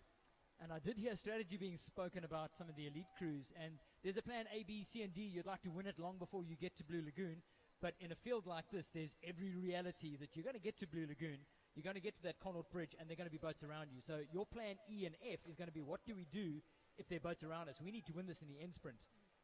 Andy's done it against Ant, with that horrible style he had in the old days. It looked like a washing machine that had broken a few bearings. It wasn't pretty, but it worked. It works, that's for sure. I mean, coming into that end sprint, I remember going, geez, Andy, you're pulling, but man, you got a world marathon champ on your wave. What are you going to do? And then the stroke rate increased, the interval was thrown, and all of a sudden, look at this. Carl Fulscher going for a straight line here, folks. This is a good call from him. Watch how he connects back up to that group if it opens up from at the bottom. Oh, not working out. You see, that's a risk and the gamble you take. I thought it would be clean. If they'd been slightly further right there, you can see a clean tongue of water. There's a tongue of water. That's what they look for, tongues of clean water. If it's green and glassy going into the top of it, you know it will release clean to the bottom. But Dave, now we've got, 400 meters until the takeout of Burma? We've got 2 or 3 minutes to the Burma takeout. There's a couple of little bubblies and there's a shelf you go over here. And then the paddlers are going to head to the river left for the takeout. And suddenly there are 2 boats at the front and there's 100 now. Let's look back upriver because this is a critical one, because this is where Siseko and Spornello are. Not particular. They cannot afford to make a mistake here because they have lost contact with the other 3 boats in front of them. Spornello's doing the driving here, picking his way through. Now he would have seen Carl get slightly high and dry. Is he going to take the same line or is he going to push his way down the right? He's going down the right. Yeah, good call from him. And as we were saying earlier, it's nice to have a bit of a roadmap in front of you. We'll throw back to another, probably one of the biggest endurance challenges in the world in the Dakar Rally. The guy's saying, like Toby Price on the bikes, the best place to be starting on a day is actually second, because in the dunes, you can see where the guys are gone. You just follow their track and off you go. The guy in the front's got to navigate. He's got to try and pace himself. So they let the guys do the hard work up front. So here we go, folks. We're going to have 2 boats heading into Burma Road. It is Anstott and Banetti and Koisa who are up in front at this point. They are being chased hard by the world marathon champion, most successful marathon paddler of all time, the GOAT, Hank McGregor, teamed up with 7-time FNB Dusi Canoe Marathon champion Andy Burkett. This is going to come down to how deep both these crews can go. Yeah, and I must admit, I'm getting my phone stopwatch ready when they get to the takeout here, so we can start having a looking at the numbers. Every year we get caught with our pants down. We ask ourselves exactly how long did it take. I think Spornello still holds the record in a K1 year. He's got that as a jealously guarded secret. I think he's got a photo of the time off his Garmin on that year. We don't know exactly what it was, but it was a spooky. It was fast. It was, I think it was like 23 or 24 minutes. It was a spooky number. Yeah, it is. So look here. Okay, so Hank and Andy there stopping to put their splash, or take their splash covers off, hanging up a little bit there. Now you can see Anstott and Banetti doing it. Now remember, these paddlers here, these are their seconds on the bank, and their seconds will only be able to support them until they get to the entrance of the path. Then there's no seconding. You're on your own, Dave. Ailey, did you do the portage 2 years ago? No, we didn't. I had to think about that for a second. It's so much fun, though. Yeah, it looked really fun. It was actually a lot of fun paddling around, but sad to say I'm not tough enough. We haven't gone over yet. Well, so there they go. Anstott is up first with Banetti, and the 3 of them in together. Carl Fulscher paddling into the corner there. Adrian Boros jumping out of there nice and early. And there's the 4th place boat of Siseko and Spornello. So they are pretty close together. And in a couple of strides, they're going to be right on their rudders going up Burma Road. What they need to do is to try and make some progress before they get to the narrow path. Because Burma becomes a very, very tight path, literally just around that corner. Yeah, I mean, I don't think that'll happen. But for me, it's going to be clear. You're going to see Siseko and Spornello in first into the river. And I think that they're going to have between 30 seconds and a minute and a half lead. And sure, who's going to be second? I don't know. There's also a psychological part to Burma Road where once you get to the top and you come out of that narrow path, you've got still a bit of climbing to do to get to the watering point. But by that stage, your legs are cooked, you're spent. And if you've got psychologically the ability to, now this is the very narrow path, there's no chance of overtaking here. Literally, as they go in is the way that they're going to go out. There's no running. And it gets hot there, Doug, as well. Even though it's So a 26-degree day, the sun has burnt the cloud off here in Durban. So the early paddlers had the fortune of the cloud cover, but now it's properly hot and it gets steamy in the bush here. Very, very, very steamy indeed. None of these crews are running either, folks. Look at that. So when you transition, so this is also where the top guys in training, and Haley, no doubt that your preparation was similar leading into Dusi 2 years ago, is that it's all about your body's ability to transition between paddling and running. And it does take about a minute for your body to figure it out. Physiologically, you're mostly upper body in the boat, although you're driving hard with your legs. Now all of a sudden your blood flow is focused on your extremities and upper body, and then boom, all of a sudden you're into a portage and your legs are saying, hey guys, we need some oxygen too. That's where you see experience coming in here. You potentially, and further back in the field, you'll see guys jump out and try and run the first 100, 200 of the portage as hard as they can. That's what makes you blow. Here, all four crews walked for the first 150, 250 meters, let their bodies settle, and then they start to ease into their run. It's not as panicked as anyone might think, or as fast off the bat as anyone may think. But look at this. And Stott is jogging. And Banetti head down, and that's typical. You'll see the front paddler head up. He's, of course, got to look where he's going. Banetti head down, looking where his feet are, and he's just giving Ant all the power he can muster. Ant a big believer in the compression socks as well. You won't run without them. They work? Yeah, I guess they do work. As we said earlier, every 1% counts. If you think it works, it works. That's all that it really matters. Yeah, if it works for you, that's all that counts. Even if it's placebo and there's no scientific evidence that it works, I mean, really, that's insignificant at the end of the day. But also for me, what's so great to see, I mean, and out of the professional aspects of racing here at the FNB Dusi and taking some time off, in that he's often come into this event injured, ankle injuries, shoulder injuries, and that's been through years of just really pushing himself in training. He's coming completely injury-free, no ankle strapping, and when I saw him at the Drac Challenge and I saw him unstrapped and just supple and moving, I knew that there was something on the cards. But look at this, folks. Check at the fourth boat. All of a sudden, they start to seem as though they're moving quite quickly. Yeah, they are. They're definitely putting on a bit of pace here as they go up to the... again, there's a narrow section through the bush. And I've got to say, one of the best-kept secrets in the build-up to Dusi is the fact that Andy Burkett's been carrying a calf strain. For the last couple of weeks, he's been getting treatment for a calf strain, and he's kept that, well, he's managed it well, obviously, because it hasn't hampered them too much on the runs. But this is going to be the last severe time that could potentially be a risk to their race title. Well, I'm wondering if it's the same calf strain that Mark Perro had, Martin Dreyer had, Graham Pope Ellis had, because it's amazing when you lead up to these races, these top guys are so wily at kind of playing with each other's minds and going, oh, I mean, Jason Graham had a calf strain at the Drac and miraculously recovered to come in the top 15. So I'm not quite sure as to how truthful they are in those sense, but it's all part of the pre-Dusi hype, and you know, it's a mental game. And a guy like Martin Dreyer and Mark Perro, to go back to those days, they were ruthless, man. Right from 6 weeks out, they were already playing mental games with one another just to try and get that psychological advantage. Because at the end of the day, folks, if you take all of these guys you're seeing here on screen and you analyze them as athletes individually, they're all very, very close together. And the only differentiator is the mental aspect and experience. So up the path they go. The rate situation, if you have just joined us on the live stream, wherever you are in the world, welcome, welcome. It's good to have you here. Anstott and Banetsi Ngoeza are leading the crew of Hank McGregor and Andy Burkett as they go up the hill. Carl Forscher and Adrian Boros of Hungary are in third, and a little way off their back, but not much, Siseko Ntondini and Spornello Quella, the four big guns in this fantastic finish. This is building, Doug. I am seeing a mind-bending finish to this year's FNB Dusi. Yeah, I'm very, very excited. But also, just to put into context, folks, they're not really, I mean, they're running uphill here, but this isn't the crunch of Burma Road. The real work is still to come. And you can see that gap has now disappeared between Carl Forscher and Adrian Boros, but they're not moving slowly. They look fluid there, Haley. Yeah, is Spornello going to get caught behind them, though? I just wonder if that won't get quite stretched. With that crew being such superior runners, how quickly are they going to want to push past Carl? Is that going to be an issue so that they can get straight behind Hank and Andy? It could be, but these little gaps here is where they'll be able to make those passes. And what will be likely be happening with Spornello and Siseko is now that they've caught up, the pressure will be off them a little bit. They'll rest and get that heart rate down by 1-2 beats, and then they'll accelerate past. So it's not a case of trying to make a move as often as you can. It's about managing your heart rate overall. And also where it gets really steep, it does open up. Well, what you can't see from this picture is just how steep that is. It looks like these guys are trotting, but that's just about all you can manage going up this incline here. It is really steep. And Doug, that maturity you spoke about earlier of knowing that it's actually okay. We can bide our time a little bit now and make the move when it counts, which might work in their favor here. But indeed, I mean, the boat in front is controlling the pace, that is for sure.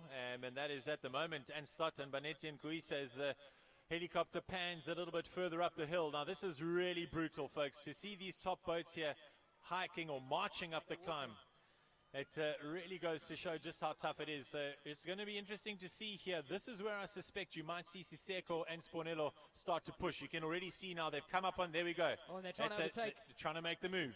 I think it's going to happen in the next 100 meters. They'll come past. Well, Stott at the front has clearly decided he's happy to slow the pace down, knowing that he's in complete control of the path. And everybody else, Hank and Andy, are happy to settle into a walk behind him. But the crew in fourth are not. Give them half a chance, and they will whistle past the crew in front of them of Carl Forscher and Adrian Boros. But it's steep, it's single file, there's no way. In fact, they're all quite happy to walk here. Tactically, everybody's catching their breath. Somebody is going to have to play a major card quite soon. Well, third and fourth here are closing that gap, Dave. And that might be an illustration of the fact that Anton Banetti are holding back on the pace or more managing themselves. Here, they're not racing each other. You're racing yourself. It's how deep you can go and how long you can maintain that level of intensity, because I can tell you now, folks, their heart rates are close to maximum and they are deep in the pain cave. Doug, I just need to take a quick moment for people that are following the live stream and have got mates that are battling. The worldwide interest in this race has actually crashed one of the platforms. So just to make it clear, you can find it on the Dusi Marathon YouTube channel.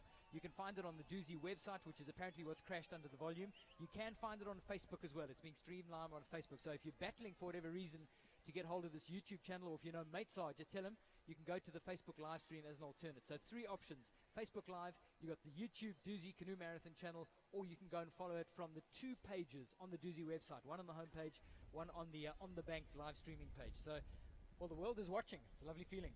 And really just a big shout out to the seconders. If you haven't actually got down and dirty and got involved in this race, you need to.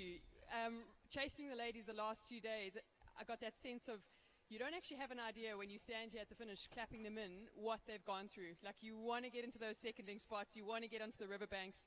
So I encourage you next year not to stand here at the end, get involved. And you can. It's easily accessible. You don't have to be seconding. To be honest, just come down and support. Seconding, what is the definition of it? Is it you only classified as a second if you're carrying a bucket and a sponge, or if you're giving time splits? For me, if you're down here and you're offering encouragement, you're seconding. So, you know, it would be great to see all of you that weren't able to make it up to day one and day two. Next year, come down, support. Let's spread the word. Let's spread the vibe, and it is so much fun. Now, this is such a pivotal stage in the race because the runners are going up a steep hill on the outskirts of Inanda. Inanda Township is just over the hill. When you get to the top, the entire race changes because you can see Durban. You can see the sea, you can smell the city, and you know that you've literally crested the middle point of the day, and that the race down to Durban has seriously started. This feels like hell on earth because you just want to get it over and done with as quickly as possible without expending too much energy. You can't even see where they are. The bush is now completely concealing them. By the way, talking about seconds, Thirsty, who are the water providers to this race, have been running a super competition for the super second. And we've had some rock star entries, some really amazing stories about seconds. We do have a winner, and when we do one of our personality interviews a bit later, I'll tell you more about that because he's a really, really deserving winner. Down here at the finish at Blue Lagoon, paddlers are still streaming in. It's been a longish day for them. A lot of people would have had no option but to go around or go over Burma Road against their better wishes, and they've foregone the nice rapids like Five Fingers and Island to go over Burma Road. So it's been a longish day, but happy, satisfied faces here at the finish of Blue Lagoon. I actually had a chat with Nikki Irvine earlier, and Nick says she was peer pressured by her partner to run Burma, and we all know Nix loves to play in the river, but yeah, she said she was reminded very quickly of why she prefers paddling to the running. But hats off to them both. They had a good race. And I must admit, there were tears on the face of Lorna Oliver when she came in. I think the enormity of what she's just done. She's just paddled because her family have been part of paddling forever, as long as she can remember. But she became only the second person to do 30 consecutive doozies and the only woman to have done 30 consecutive doozies. And I think the enormity of that just hit her like an absolute wall as she came under the arch. And there were tears on her face. Yeah, that's awesome, eh? And just to jump in there as well, I see a man that's just finished his 20th, Craig Webstock. 20 consecutive doozies as well. Well done, Craig, from Peter Maritzburg. And just one of those guys that keeps on chipping away every year. He's flown out from the UK just to participate in the event of Neil Arpin coming back from the UK. It is really the type of event that draws people from around the world. Paddling isn't easy to get into, let's be honest. You know, it's difficult to balance a boat, and once you've balanced the boat, now you've got to figure out how to paddle down a river. It really is a time commitment, but if you put that time in, it's hands down the most rewarding. You get taken to parts of the country that you would never even imagine are out there. It really is special, so well done to all of you. It was very cool to see another international visitor about an hour or so ago, Adrian Celestinos, who's a rocker from Los Angeles, came out to do his first Dusi last year, and he just walked into the wrong one. I think he had it was a dog show on that final day. I don't think there was much to enjoy, but he came back. But my memory of Adrian last year is that he took his his girlfriend at the time, up to the top of Moses Mabhida and proposed to her in the middle of his Dusi. So that Dusi will be forever built into their marriage, and she was right there at the finish line to give him a big hug. So very cool to Adrian from Los Angeles for coming back. Was he paddling with Trenton Lamble by any chance this year? Not sure. Might have been. So Haley, just talk us through. I mean, we've been talking about how it is getting into the sport of paddling. You picked it up in relative terms fairly late on in your career. You've come from a professional sporting background, but how did you find the transition? And there's no doubt you found it rewarding. You're a world champ. Yeah, it's a good question, and a lot of people do ask it, and you really summed it up earlier on. It's just about consistently training. I always say to people, if you're right-handed and you need to learn how to write with your left hand and you only do it once a week, it's going to take you years. But if you do it every day for a little bit, it slowly builds up. And I think I was lucky coming from a rowing background, like the engine was trained. But I'll tell you for free, and it happened on these banks, Jenna Ward used to call me the girl in the bushes. She didn't even give me a name. And that was because I swam every session, 5-6 times a session. And my then coach Lee, I think he just wrote me off. He was like, I thought she was going to be good, but she's obviously a good swimmer. But you hang in there, and eventually it pays off, and you swim less, and you upgrade your boat, and suddenly you can keep on the wave. And take my hat off to the community of Durban paddlers, because they're really encouraging. And because there's so many of us, there's always someone you're chasing, someone you finally caught up with, someone who's pushing you from the back. And it just gears you towards learning how to paddle and getting better at it. And then it's up to you. Take it as seriously as you want and race as much as you can. Well, as you see the paddlers coming in on the flat water here, it's very deceptive. It looks like a pretty balmy outing, but it's not like that. It's been a pretty technical 26 kilometers of rough water. Let's rewind the clock and enjoy some of the sights and sounds of the fish and chippers that started with B batch this morning and their day 3 of the FNB Dusi 2018.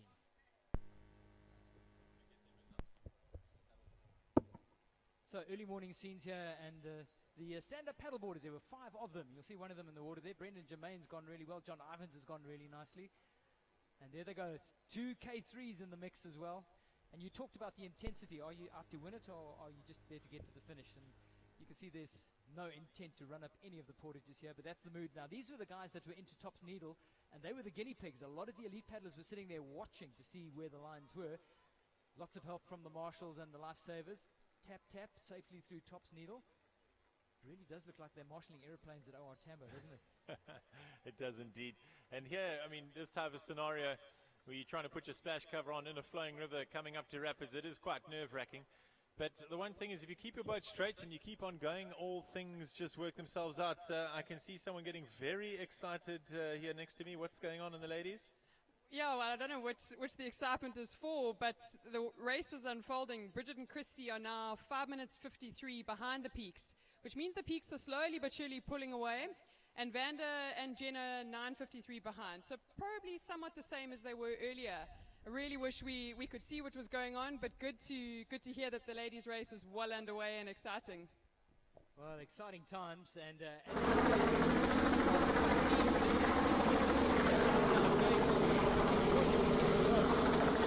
looks like we're tagging the crew of Siseko and Spornello. Yeah, it doesn't look like much fun, eh, Dave? Yeah, this is not the way you would choose to spend any other Saturday of the year, but this is something you don't forget in a hurry. Spornello at the back of this boat, pushing them up the hill, walking, and I've got to say, this is recharging the battery times. If they'd been at the front, believe you me, they would be at least jogging and trying to put pressure on them. But I think Anstott at the front there has decided he's going to just gear down one notch. He's going to make everybody catch their breath and gamble on being strong on the flat water, or maybe making some shrewd calls in those rapids around Dog's Leg and Mango, where he might just be able to gift himself a lead. But like you don't want Siseko and Spornello behind you on a portage, you don't want Hank and Andy behind you on the flat water. So we saw 1:40 disappear yesterday in just 11 Ks, and we know from the headwaters of Blue Lagoon that that there's more flat water coming into the finish here. So I'm fascinated to see the tactics being implemented, but it also can be a case, Dave, of tactics actually not being implemented at all. They're just doing what they can. They're trying to hang in there. They're just racing it as they see it. Now all of a sudden it's open. They've got a gap to move if they want to overtake. If they want to overtake Carl Forscher and Adrian Boros, they have got space to do it here. They're still going up. There's a narrow path. They're going to try and overtake on the left. There's actually a little split in the path, and they're going to try. They're pushing. Yeah, they are. The boats are coming together. They're going to have to do something really hard because it narrows just ahead of them. There they go. They're pushing hard. Spornello and Siseko pushing hard. They've got themselves in front. So fourth becomes third. Carl Forscher and Adrian Boros have been overtaken. Adrian struggling at the back there. He's not enjoying this walk one little bit, and I guess he knew this was coming. But now Siseko and Spornello are in third. Look at there's a move at the front as well, because Andy and Hank are going up the right to overtake Anstott and Banetzi. Look at the body language, though. And if you look at positive body language, both those crews in front look a lot more positive than Carl and Adrian. I think that they've pushed very hard to try and keep in contact. But a definite spring on their step from Siseko and Spornello here. Look at this. They're now 50 meters or so off the gap here, folks. It is going to be very, very fast down the hill. So my prediction looks as though it might be turned on its head. I don't know if we're going to see this minute gap that I predicted going into the put-in. I want you to chuck your predictions right out and start from scratch again. We're 17 minutes into the run, and they're at the top now. There's an Umgani Water seconding table, and now they turn, and they have finally beaten the bastard of Burma Road, because now they're downhill. They're on a tar road, but Adrian Boros is cooked. Adrian is completely done. He was valiant for 2/3 of the climb up, and then he just hit the proverbial wall, and they got taken.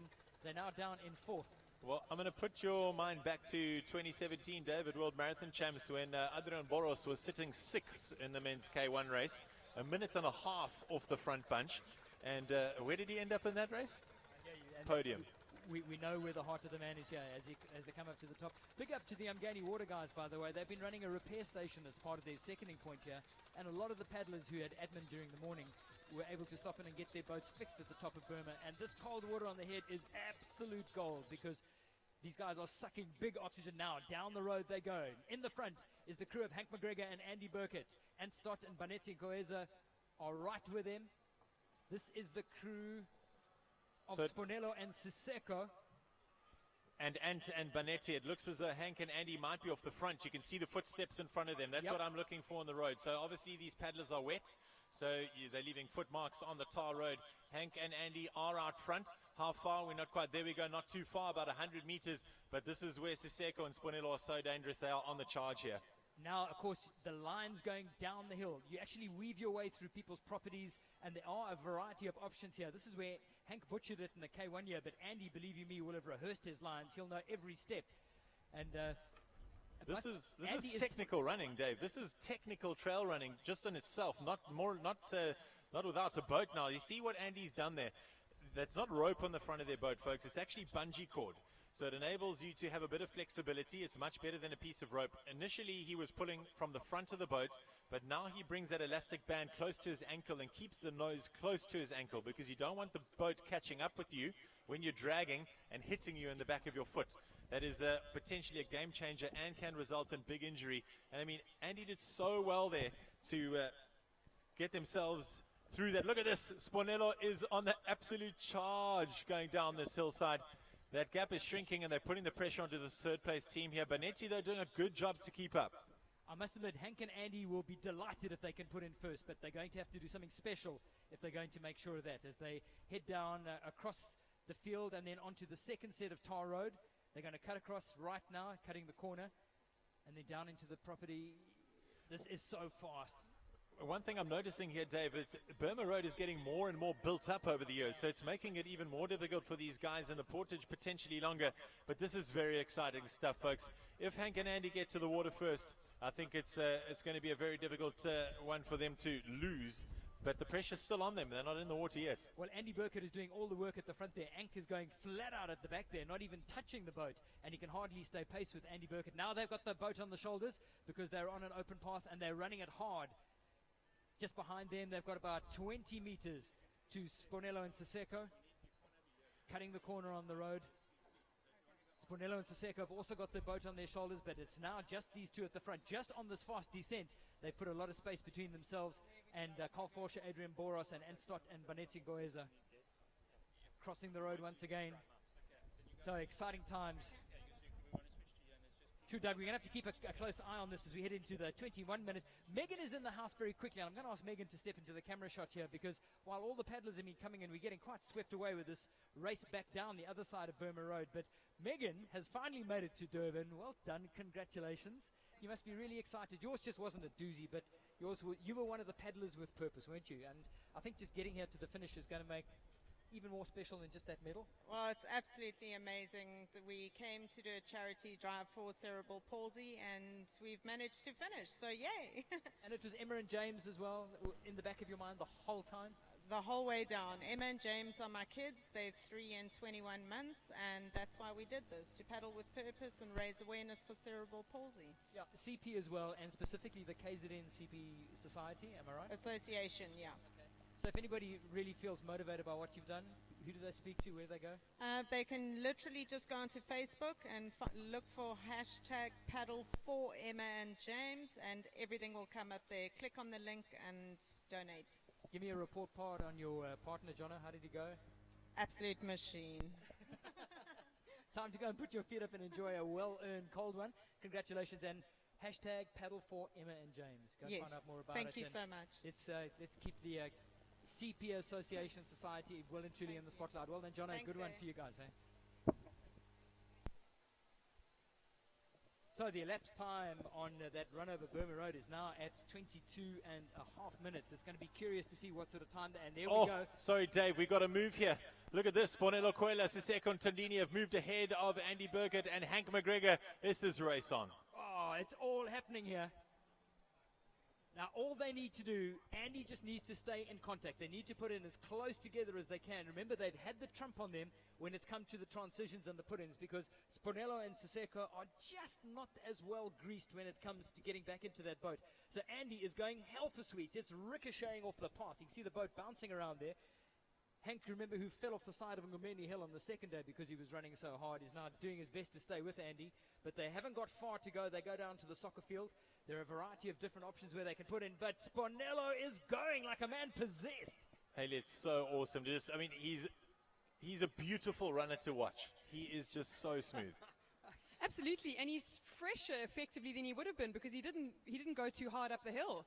So maybe we've got a slightly fresher and maybe a little bit angry Spornello, still trying to get his lead back. It's pretty exciting. There's still work to do, though, Dave, when they get back on the water. Pump House Weir, what does it look like at 7 Cummix? Is it shootable? Are they going to be portaging the long one on the right, or are they going to paddle up to the wall, beach on the top of it, climb over and put back in?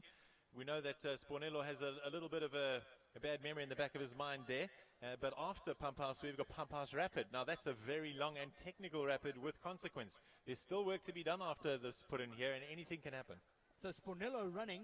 The immediate problem for Spornello is that he's run away from Siseko. So no matter how quickly he runs it, they're going to be as quick as the slowest paddler. Here they are going through the last couple of fields before they come down to the soccer fields. That's Anstott and Vanetsi, who are in third at this stage.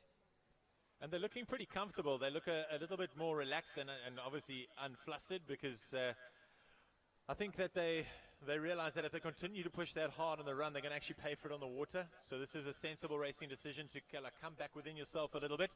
But the one thing that's very evident here, where is Carl and where is Adrian? Yeah, Carl and Adrian, I think they will be saving whatever they've got as they head down onto the tar road. We can look down and see the running seconds. Interesting point about this year's race, because what a lot of people didn't actually pick up at the end of day one, there was a sanction that was levied on Spornello and Siseko for having their seconds in the wrong place.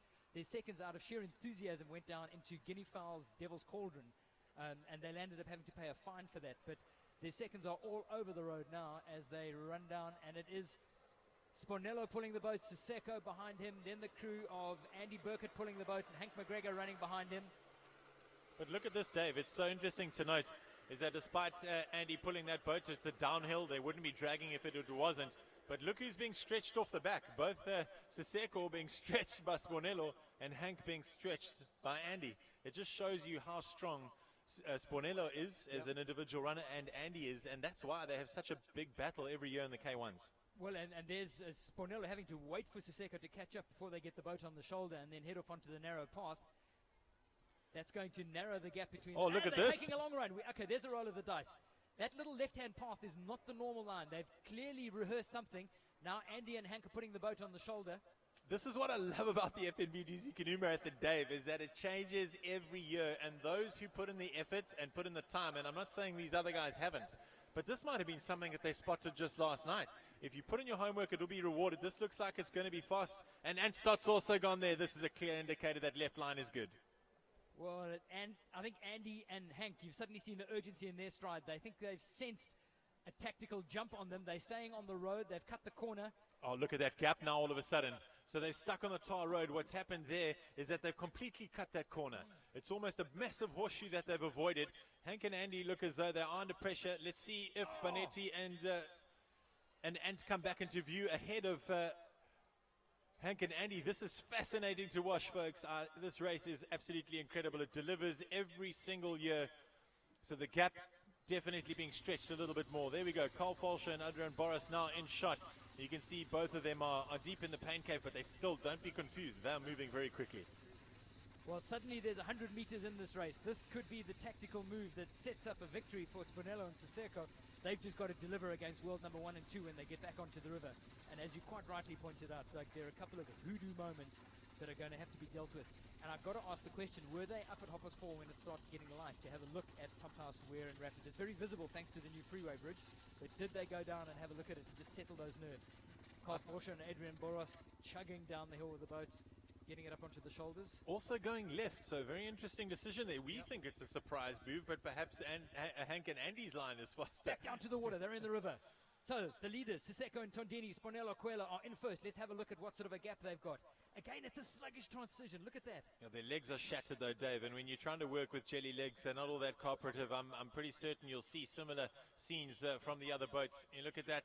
Now look at the transition here. They've suddenly closed that gap. There was 100 meters between them 2 minutes ago, and they've managed to run their way back into contention. If Hank and Andy can get onto the water quickly, we have a proper race on. You can be sure that Spornello is telling Siseko, I need your biggest power strokes. Look at and this. just behind them, Anton Banetti they clambering over a very steep awkward bank bit of that, terrain there. That's a tactical blunder, I think. No, it's part of the route. It's a new That's the fence way they're line. It dropping looks in. like it's been put up. It's the same for all the guys. But here we go. So what's happening now here, folks? If you look at that boat in front, Siseko and Spornello, they would have sat down, immediately put juice in their mouths. They need nutrition now. They need to focus on getting as much energy into their bodies as possible. They likely haven't put on their splash covers yet. They'll do that in a couple of 100 meters. They'll try and settle into a decent rhythm. But Dave, looking at this, Haley, looking at this scenario is playing perfectly into the hands of Hank and Andy. Yeah, I got to agree with you. They'll be settled right now. I think Hank's strategy going into this stage of the race is to minimize the deficit, banking on his strengths on flat water. And Stott and Banetti, very slow. They're looking at something in their boat there. This is clearly a boat issue, folks. This is the second time today that we've seen them looking at the inside of their boat. And there's fourth. There's fourth.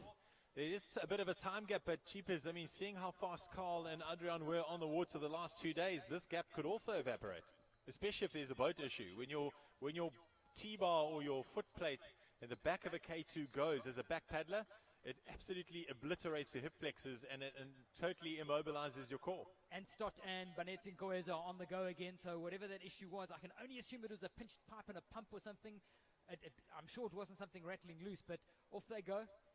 Ant would have been thinking, sure, it's not that far to the finish. All he has to do is get through the couple of rapids that lead into Pump House Weir. There's a couple of small rapids, then the proper rapid below Pump House Weir itself, and then they've got some rapids at Mango. There's also a portage coming up. You'll see that there are actually 2 portages, which are compulsory portages, one as a result of construction in the river, and the other one is a hyacinth, or not a hyacinth, a water lettuce obstruction. Duck's done a fantastic job dealing with the hyacinth, but the water lettuce is an issue in the river, so there are 2 portages, which I'm not sure if the guys have recce'd out, but the rest of the field said they were easy to mark and they were quick and short. So I don't think they're going to play into their hands unless somebody makes a mistake at one of those portages. So it's not long now. You've got to start thinking, if I'm going to burn all my matches at one stage, where am I going to do it? And where is it going to give me maximum benefit? And just amazing to see how the leaders changed around again. So we had Spinello and Siseko, then they got overtaken, lying back and forth. Now they're back at number 1. I mean, the race just changes all the time, and that's why we all live in hope. So some scenes from the finish as the paddlers that started at 6 o'clock this morning in the earlier batches, and they've enjoyed the best of the conditions, all get through to the finish. And I must admit, the logic behind the FNB Dusi Canoe Marathon is that every person that comes underneath that inflatable arch and collects that medal around their neck is a champion. It was the great Dr. Ian Player, who is the founder of this race, who just said in such profound language that no person who's ever done the 120 kilometers in the modern conversion of his miles, their lives will be irrevocably changed. You will never be the same again once you've completed this journey down the Umsunduzi and Umgani rivers between Maritzburg and Durban. But now we're back on the river. These are the front 2 boats. You'll see there's nothing in it. That's Andy Burkett and Hank McGregor chasing down the leaders, Siseko and Tondini and Spinello Quella, and there's literally 2 or 3 boat lengths in it. Very close, and it is very clear. Look at the intensity at which Hank and Andy are paddling. They're in control now, to be honest. They are the strongest 2 paddlers in the world on flat water. Although this isn't flat, there's a couple rocks peppered in between there, but it's really going to be no obstruction for them. But Dave, we just got some insight into the ladies' race back at Burma, haven't we, Haley? We're just waiting for a split, but it's confirmed that the peaks have got to the top of Burma. So race is on, but hopefully we'll get an update on where Bridget and Christy are sitting. Obviously, we saw some really strong running from the peaks yesterday. So can Bridget and Christy compete with that? Well, time's going to tell. Yeah, they also had a very big day yesterday. I know Kane in the back of that boat after the dam haul was totally spent. I think they've done a pretty good job about recovery, but I think the ability to recover is going to be key to their ability to perform over 36 Ks today. And I do imagine that they knew they had to run really well in Burma. If anything, that was going to be their advantage because they know they got hunted on the water. And if they do pull off a really good run, they might still be able to stretch that lead and hold off till they get to Blue Lagoon. I think they're in control. Here we go. We can see the top crews now catching up to one of the back markers there, Dave. You see now that highway bridge to the right-hand side of screen. That is, of course, the signal that you are approaching Pump House Weirs. What's happening here? Hank and Andy stopping. Are they just stopping for juice? Slowing down. I was focused on the top right-hand side of the screen. But they stopped for quite a significant amount of time there, and boom, all of a sudden, that gap has expanded again. Yeah, there is a gap, and remember, there's 2 sections to this. First of all, there are 2 weirs. There's one relatively simple weir, which is Pump House 1, and you then proceed downriver. There's a seconding station on the right, which they're all going to ignore, because these guys will have to shoot Pump House 2. Now, this is hoodoo moment for Spinello Quella. This is where he blew his victory chance in a K1 Dusi. He had the race in the palm of his hands. You're literally an hour from Durban, and he butchered this with a swim at the second Pump House weir, and then he watched as his paddles and his boats were swept into Pump House Rapid, and Lance Kime cantered past him to go and post that memorable victory. But there they go on the left. Oh, this is interesting. So Hank and Andy have taken the lead. What I think was the issue there, what I thought was an issue, was simply Hank and Andy slowing down to put their splash covers on. And this might be a stroke of genius here from Spinello, because he might not be 100% sure on where to be shooting this. And if anything, you do want to be following the likes of Hank and Andy into something as technical as this. The lighter crew sticking to the right-hand side. Of course, we've got some people in the river there, an interval being thrown. This is a race to Pump House where you can see it now appearing in the distance. Hank and Andy easing off a little bit. You can't go down here side by side. And there's 2 weirs. This one is just very friendly. It's actually quite a fun little wave train just below it. But you will see the significance of the big Pump House weir about 200 meters just beyond that. Now this you can shoot side by side because it's probably 10 meters wide, and it's an equal wave at the bottom. So in the front, Siseko and Tondini, Spinello Quella in the white boat on the right-hand side. On their left, Hank McGregor and Andy Burkett. They go into the first weir. This is going to pose no issues to them whatsoever. They scarcely break their stroke. Spinello and Siseko head left. Now they are holding all the cards. Hank and Andy will almost certainly be content to follow them down the major weir. And we've got a camera on the ground. You'll see they're going past the seconding table. Spinello, Quella, Siseko and Tondini. Spinello banishing to the back of his mind right now everything that went wrong 3 years ago. They're looking so good though, Dave. Look at that.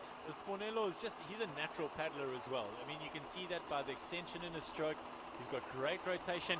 Hank and Andy now, it looks as though that they've got some information. They're going right. Look at this. This is literally information that they would have just gotten. They were committed to the weir, or were they? Did they want to make Spinello and Siseko think that it was the right line to do? This is a big decision here, folks. That's Ken Holden on the bank. Ken is very, very wily. He knows he would have done his homework. I've got to say this is a pre-planned move, but they literally played the bluff. Now let's see if they can get away with this. They're Oh, sliding down it looks the like they are. They're light enough. they're Can they make dropping it? in. They've made They've Pump House made it. 2. Pump us. Whoa, Now folks. there's the distance. Hank and Andy are running on the bank. If they can make this rapid, this will be the move that sets up a win in this year's FNB Dusi. I've literally got goosebumps. Hank and Andy running. This is a massive gamble. I've got to say I'm surprised because they've got the technical noose to be able to shoot this. Well, but here we there's the go. gap. Now, this rapid is not easy, Dave. It's technical. It is long. This is, of course, where Spornello's boat and paddle got washed away from him. But it was, I don't know if it was pre-planned. It was almost too last minute for me. It was 2 last minutes. There they go. There they go. Now into the first part of the major rapid starts underneath this bridge. There's a big drop. And There's at a the big hole 7Q there. next, there's a big hole. There's a big drop. You cannot make a mistake here or at the big rock, which is about 25 meters downstream. Perfect There's a execution there. brace. They've got to go left now to stay out of trouble. Do you know what's happened here, Dave, is that the river's also narrowed significantly. Look at how the volume of the channeled. rivers come together. It's channeled beautifully for them. They've got 20 meters on Hank and Andy at this stage if they can just keep it together. I wonder what on earth that call was. We will only know, of course, when you get to the finish here, folks. But really holding thumbs for these two youngsters. It would be brilliant to see them up here on the top step. So far, so good, but they're coming to the meat of it now. The big difference is at 7Q mix, this is a lot slower and a lot easier to pick your way through. It's far less threatening. So I'm gobsmacked that Andy and Hank have taken the decision to walk it. There goes Hank and Anton Anton Benetti. Benetti. They've also paddled. That's at the bottom of Pump House. There they go. Let's Now see. let's try and get a comparative shot. Let's see if we can pick up Andy and Hank on the portage. We're They're going to have waiting. to run this super hard. I think that this was a bad move here. Well, look, we can't see them in shot just yet. There's a beautiful BMX pump track there. That looks pretty cool. Go and ride that one day, Dave. Good whip out the old BMX. But yeah, we'll be back in the action momentarily, folks. The helicopter just repositioning. Oh, look at that. Adrian Boras, Pump House rear. Look at that boat bending as they drop in. They pull it Big off, flex. folks. Big flex on that boat. And that's often where boats really break. But as you say, these kite center boats are so bulletproof. You can get away with that kind of thing. And Kevlar, arguably the best material for this type of river condition. We're waiting now to get the helicopter shot, folks. As soon as it's available, we will bring it to you. But I'm very, very surprised at the call here from Hank. They're still portaging, but where are Spinello and where is Siseko? Let's see if the chopper shot can pick them up. We need to zoom this back if we can, because this is a massive roll of the dice. It is a particularly unthreatening rapid at the 7Q mech condition today. There goes Anstott and Banetti. They're into Especially- Pump House proper. Especially for Hank and Andy. It's a completely non-threatening rapid for them. So there they go. Hank and Andy are in the water getting a last splash from their seconds. Now, I can only think, Doug, that the gamble here was zero risk at the rapid and assume that we've got enough gas in the tank to put in a Herculean 45 minutes and put themselves back into contention. They know they're the fastest boat on the water by a country mile. They showed that on the dam yesterday. Here come Adrian Boras and Carl Forscher into the bottom end of Pump House, picking their way slowly through it. This is really at a level everybody would want to shoot it. Anybody scared of this rapid would lap this up today. It's totally unthreatening. You have all the time and ability to move around the river and take those big rocks out of play. Boom, out of the last drop. Absolutely no issue. And look at that. Adrian Boros head down and just into beast mode straight away. Those Hungarians, they breed them tough over there. Some joke around, but I don't think it's really a joke that they have a tray of eggs approach to their training. They throw a tray of eggs as in athletes against the wall, and the two that don't break are world champions, because their training is very, very difficult. Now look at this. This is around 250 meters. That equates to around about a minute that the gap will be. A minute. For Hank and Andy, they can do it. Were they budgeting on this? I don't think so. I think they would budget to lose 100 meters or so, certainly not that. But you can see from the intensity of the stroke rate, they are now going to have to flat box it. Certainly to Dog's Leg Rapid to try and close that gap. They will, though. Hank's done this at World Marathon Champs. We've all seen it. He knows that if he can redline it and get on the tail, he can take over. What it's done for Anton Benetti, though.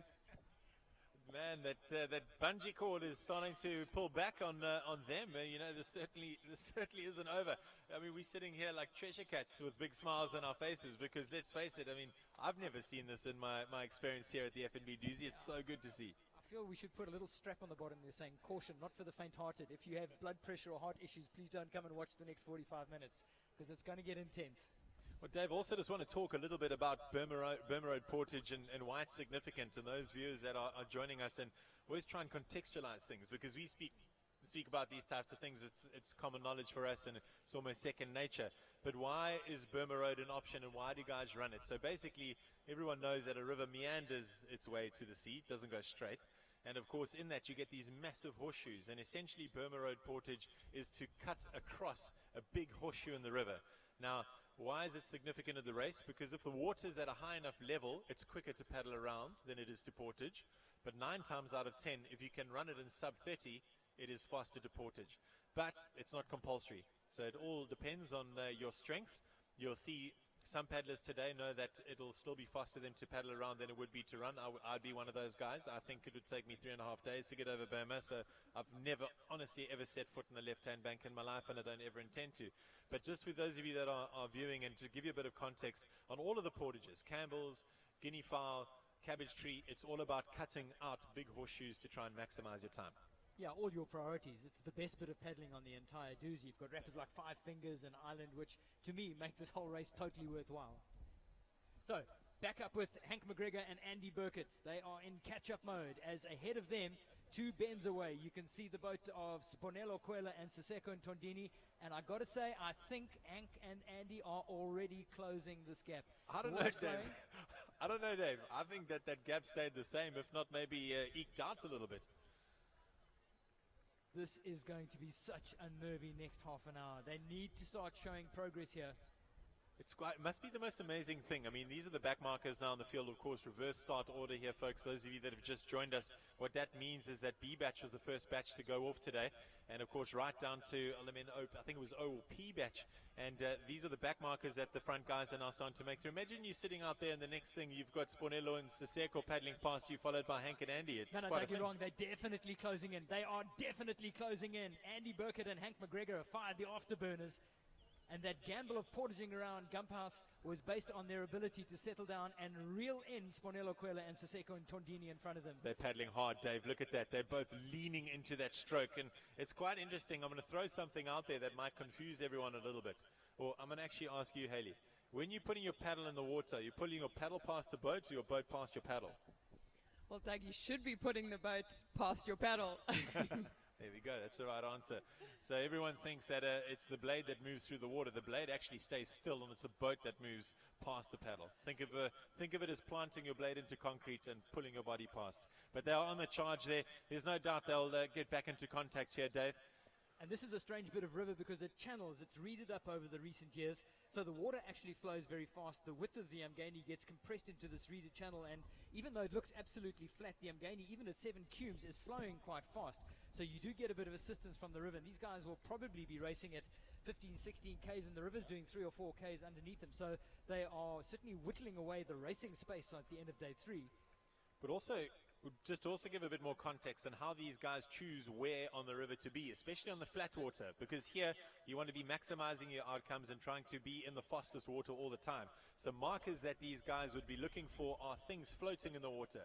So if Hyacinth is in the water on the left-hand side of a flat stretch, that means it's the deepest and it's the fastest water, and that's what they hunt, the bubbles, and they'll hunt the debris in the water. Now, have a look at that. They are closing in at quite an alarming rate. Andy Burkett and Hank McGregor are reeling in Siseko and Tondini and Sponelo Kwela. Oh, but look at this. This is going to be a massive battle for third here, folks, because despite Ant and Banetti being so strong in third, Adrian Boros, the marathon beast, is on the charge with Carl Forscher coming on through. Are we going to see, and this will be the first time in history, an end sprint for first and second as well as an end sprint for third and fourth? Yeah, absolutely. You've got to feel for the guys in first and third place because both crews are getting hunted by marathon specialists.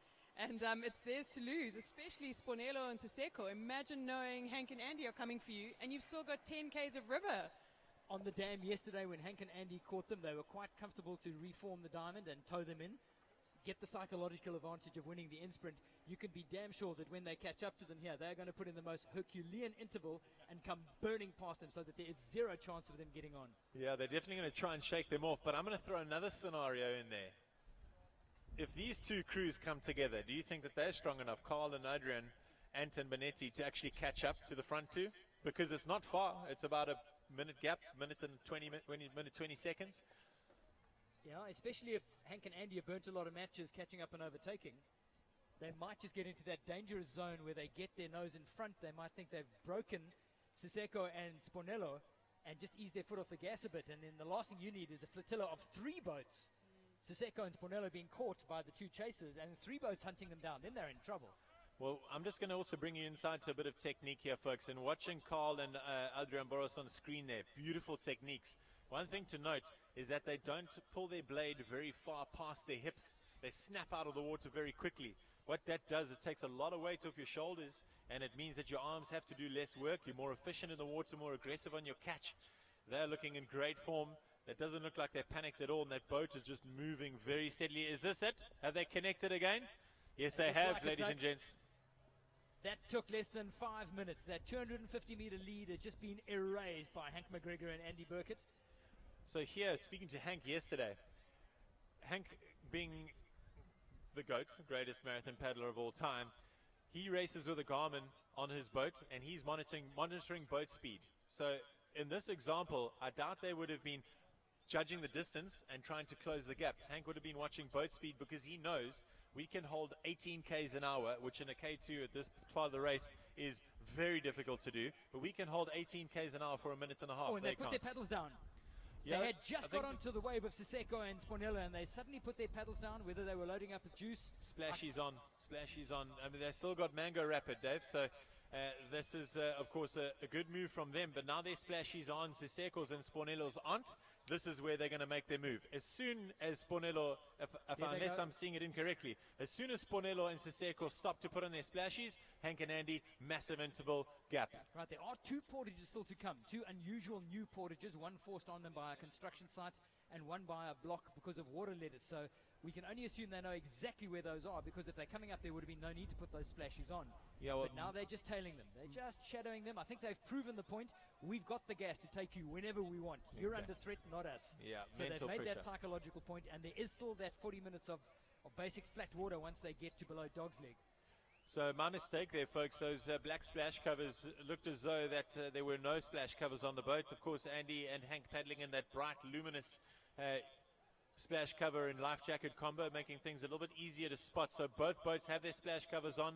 That move isn't going to happen where I thought it would. I'm really making all my calls have been pretty much wrong today, so I'm just going to keep quiet and stop making them. I'm also going to throw something out there. Just what did we do in years gone by before we could enjoy day 3 like this? I must say, a big up to the Big Shot Media team that have made it all possible. There goes Hank McGregor and Andy Burkett on the inside.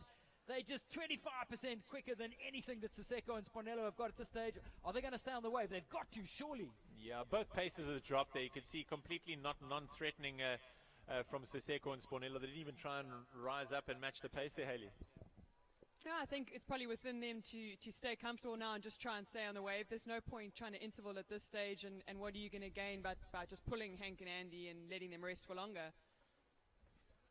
Very exciting times here, man. She's still smiling here. But these 2 portages, Dave, have you seen them? What do they look like? Haven't heard them at all. I found about them first time this morning from the guys who came in on the 6 o'clock batch. Construction site, somewhere between Mango and Dog's Leg. There's a jump out on the right, and there's also a block somewhere near the Papasugalam golf course for water lettuce, which is also very short and sharp. It's clearly marked, and I don't believe it'll influence either of these boats at this stage. I don't think there's anything tactical about them. While we're busy watching this and trying hard to sort of breathe in between all the excitement. That was awesome. Sorry to interrupt you there, Dave. This just shows, I mean, these guys all know each other. They're all mates. Hank McGregor there just leaning over, putting his blade on the nose of Spornello and Siseko's boat because they got some hyacinth on it, which gives a lot of resistance, and just moving it off the nose of their boat for them. That is sportsmanship. It's awesome to see. Champions. How's the ladies' race going? So just while we get a gap here, we've got our women's crews still on Burma, and the word is that the peaks are still comfortably ahead. As it turns out, Christy is running ahead of the boat and Bridget is walking. Could that be a bit of strategy for her to recover, or has Bridgie had a tough day? And word on Jenna and Vanda is 13 minutes behind, so they've definitely opened up that gap. Hats off to the peaks and the crew of Christy and Bridget for holding off that crew of Jenna and Vanda.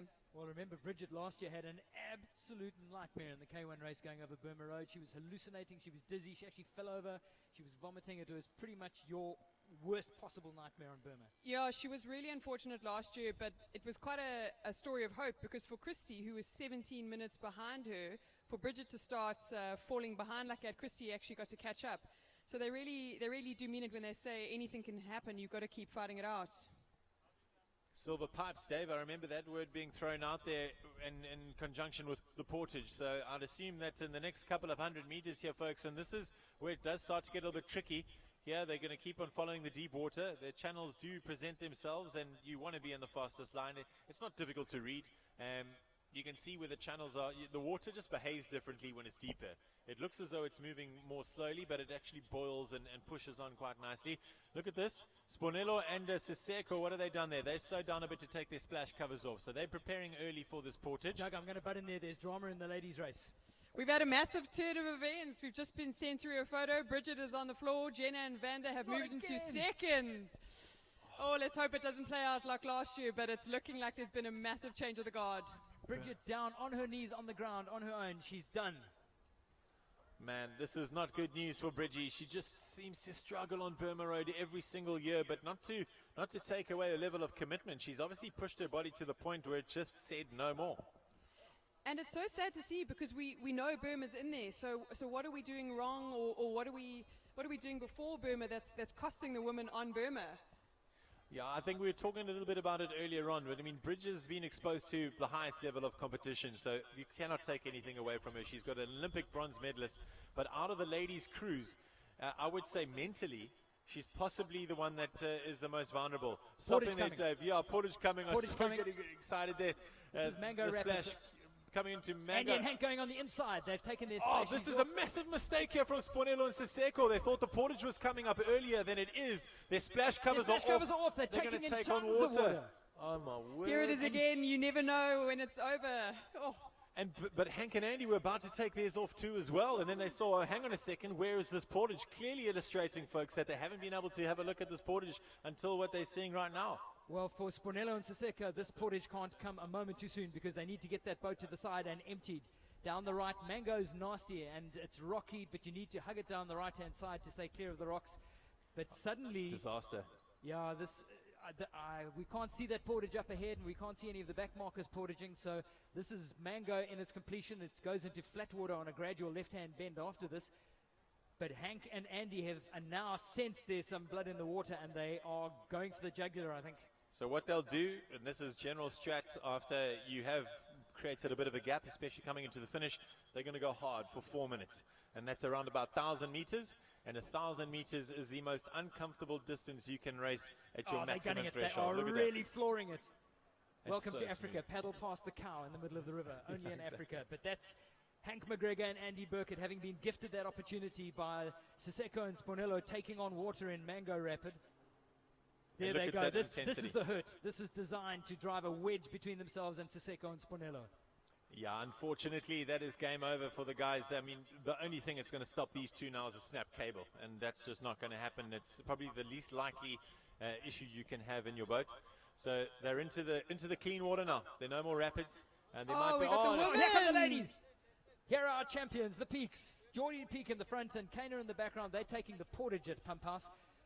We said their lead was about 7 or 8 coming into the bottom of Burma Road, so they've earned the luxury to be able to take no risks. And conversely, any of the chasers, Jenna and Vanda, are going to know that if they want to stand any chance, they're going to have to take all the risks, as mitigated as those risks are at the 7 cubic water level. But Kana at the back, who's run like an absolute superstar. She's been a Trojan.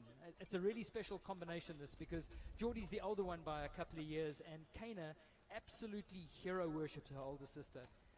The chance to paddle with her is special, but to be able to get into a boat and seriously challenge for a Dusi title really means the world to her. She would never let Geordie down for anything.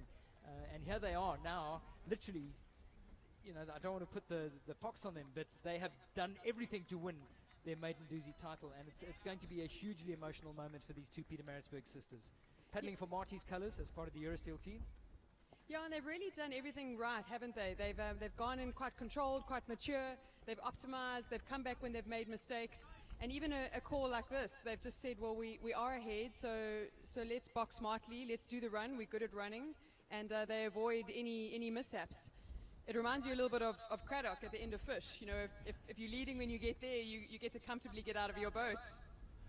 Well, let's just give people a bit of context here as well, Hayley. I mean, day one didn't start off all that well for these two. They were at last in the ladies' batch just after the first 2 kilometers. Yeah, that was pretty scary to see, and being up there at Ernie Pierce and watching that happen, you suddenly think, well, is everyone else going to get away? But they recovered so smoothly, and we're back to the men, so let's have a look at them. Is this the men's race? Battling to see there. Yeah, that looks as though it is Spornello. They stopped, and they would have emptied their boat there. They took a lot of water on that Mango Rapid. But now they're being hunted. There we go. You talked about them working together. Adrian Barros and Carl Forshaw with Anstott and Vanessa Nkoeza working together, because the prize for working together is potentially second as it stands. Oh, my greatness. This has been the most amazing race. Second place is back up for grabs, it looks like. I've got to take you back to these two girls, because what happened after that swim at Ernie Pierce, and I think they'll giggle about that for the rest of their lives. They got back in that waist-deep water, emptied the boat, got going. They didn't say a word to each other. There was no recriminations. There was no anger. There was nobody who was to blame for it. They just got in. They knew what the task was at hand. And they just had that look in their eyes. And as they worked through the girls, I mean, they got back into the lead by the put-in at Campbell's Farm. That's a remarkable comeback from 9th in the ladies' batch and 3 minutes back. And does it not reflect again on that maturity and maybe what we were saying about river races versus marathon or sprinters? They just knew they had 3 days. If you're going to throw it all out the water right there and then because you made one mistake, meanwhile you've got hundreds of Ks ahead of you to catch up, then you really are immature and reacting the wrong way. And they just took it in their stride and slowly hunted, and before they knew it, they were back in control. Yeah, that's a sign of experience coming through, and for such a youthful team, that's a sign of things to come, 3-4 years ago, we were looking at the 80 sisters in this position, like putting their hands up and saying, hey guys, we're here, we better take note. And Robin Keim, Abby Miedemer. And we're now back to 3rd and 4th place here, folks. On the pool, there's Carl Forshaw and Adrian Boros, and Anstott and Banetti and Koisa there sitting on the wave. Sure. The keeps are putting in at the end of their portage around Pump House Rapid. Very smooth. You'll see folks earlier on when they tilted their boat to empty out, as you do, whether there's water in it or not at the beginning of a portage, that holes drilled in the seats. And those of you wondering what on earth that's for, basically it's trying to weight save wherever you can. A couple of 100 grams here and there, all of a sudden if you scrimp across your whole boat, next thing it's almost a kilogram you've saved. And for people that are this light, makes a big difference. It's an interesting seat, that, because underneath that seat you're going to find the full repair kit, which most guys don't normally put in that boat. So they've got the duct tape, they've got a full repair kit, they've got spare rudder blades, they've got not blades, they've got spare rudder cable. The whole patoot is under there. So they've taken that extra weight to make sure that they're entirely self-sufficient in their race. And that's the way they've gone about their preparation and their race. Haley, I'm feeling really sorry for Spornello and Siseko at this point, because this is the second time today they've been paddling scared. They put in a Burma, and now after that error at Mango, I think this is the portage. Here we go. Here's the portage, a left-hand portage around the construction site. Yeah, this is what they thought was coming before Mango. Yep. So it's a wider, and that is Hank and Andy. They are putting in. It's a very short portage. It looks like about 100 meters, but you can see the gap that Hank and Andy have got. They've earned themselves. Flat water ahead of them. They've got Dog's Leg Rapid coming up in a couple of minutes, and then nothing significant. Yeah, it's a formality, Dog's Leg, that's for sure. But so far my predictions have been completely wrong. So who knows? Grade 5 Dog's Leg. Here we come. But you can see the pace is now totally different. They've earned the right to be able to pace themselves into the finish now. They've broken the elastic back to Siseko and Spornello. And this is where you get to an amazing part of Durban. For those of you that have ever done this race, you'll know that when you see those massive cliffs in front of you, you're on the outskirts of Reservoir Hills. The sight, the sounds, the smell, the humidity is all together. Now there is the put-in for Siseko and Spornello. Haley can't contain herself. What's going on there? The chasers are right behind them.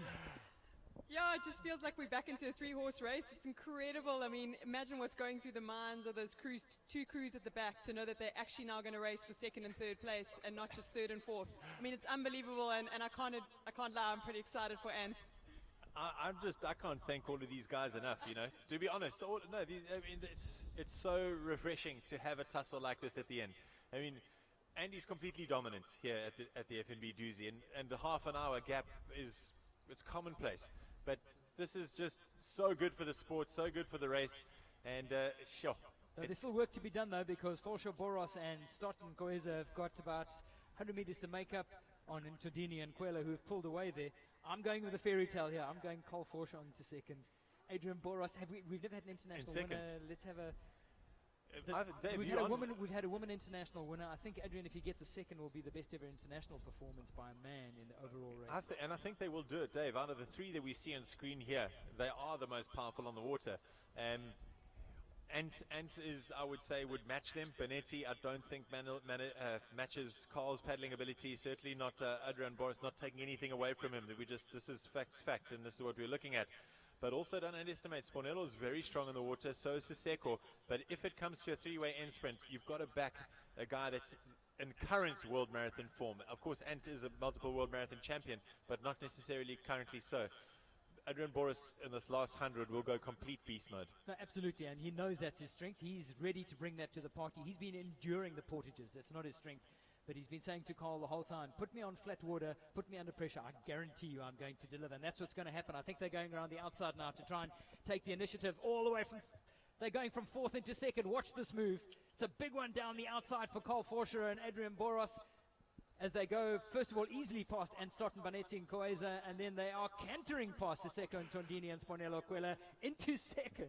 Dave, Are they going to hunt Handy and Hank? Yeah, that's what I was just about to say. I mean, you look at that ahead there, that's about 500 to 700 meters. So that's about I'd say about a 3-minute gap perhaps, folks. But three boats working together is always better than one. But the one thing that the front boat has now that the others don't is an adrenal high that kicks in now, where all of a sudden your sore bum disappears, your shoulders feel like they did at the start of day one, your mind is clear, and you're just in this rhythm that drives you through to the end. But look at this. I've never seen this before. This is unbelievable, folks.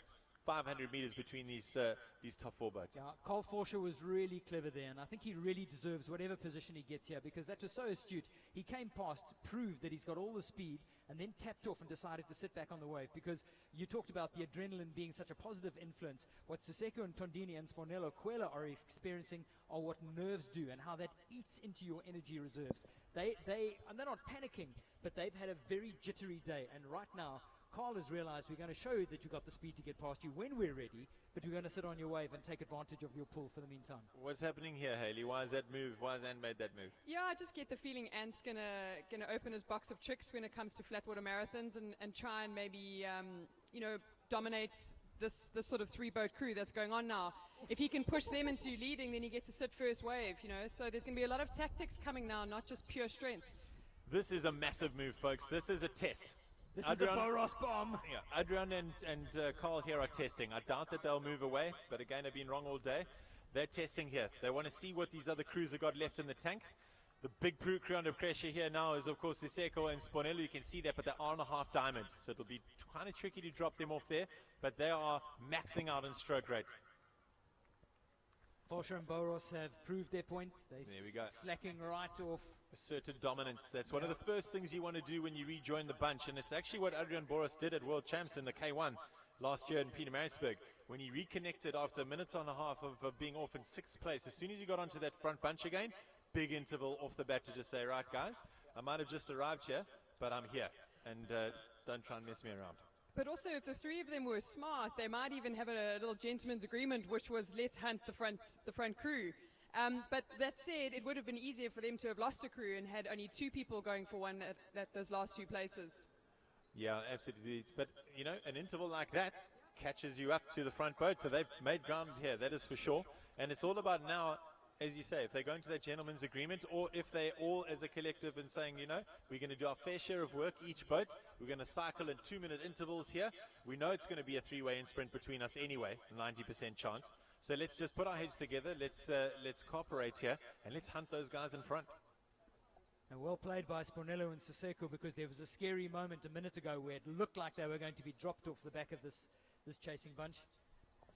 I'm looking ahead, and there are paddle splashes up in the distance. It looks like 250 meters away on that far corner. I'm assuming that's Hank and Andy. There they go. That's the distance. They're on their own, of course. Perfect isolation, I think they call it. Yeah, this is the numb moment between when you basically enter the outskirts of the city, but there's nothing here. Also, you're going to come around the corner and you'll see Papua and you'll see the Outer Ring Road Bridge. I'll tell you for free, from that race we had in Hong Kong last year, Andy and Hank would give anything for an aerial view right now.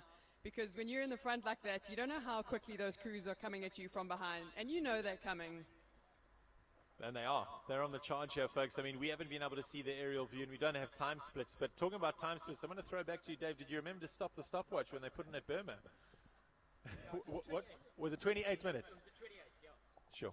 Well, also, I think it's perhaps not fair to be judging what it looks like,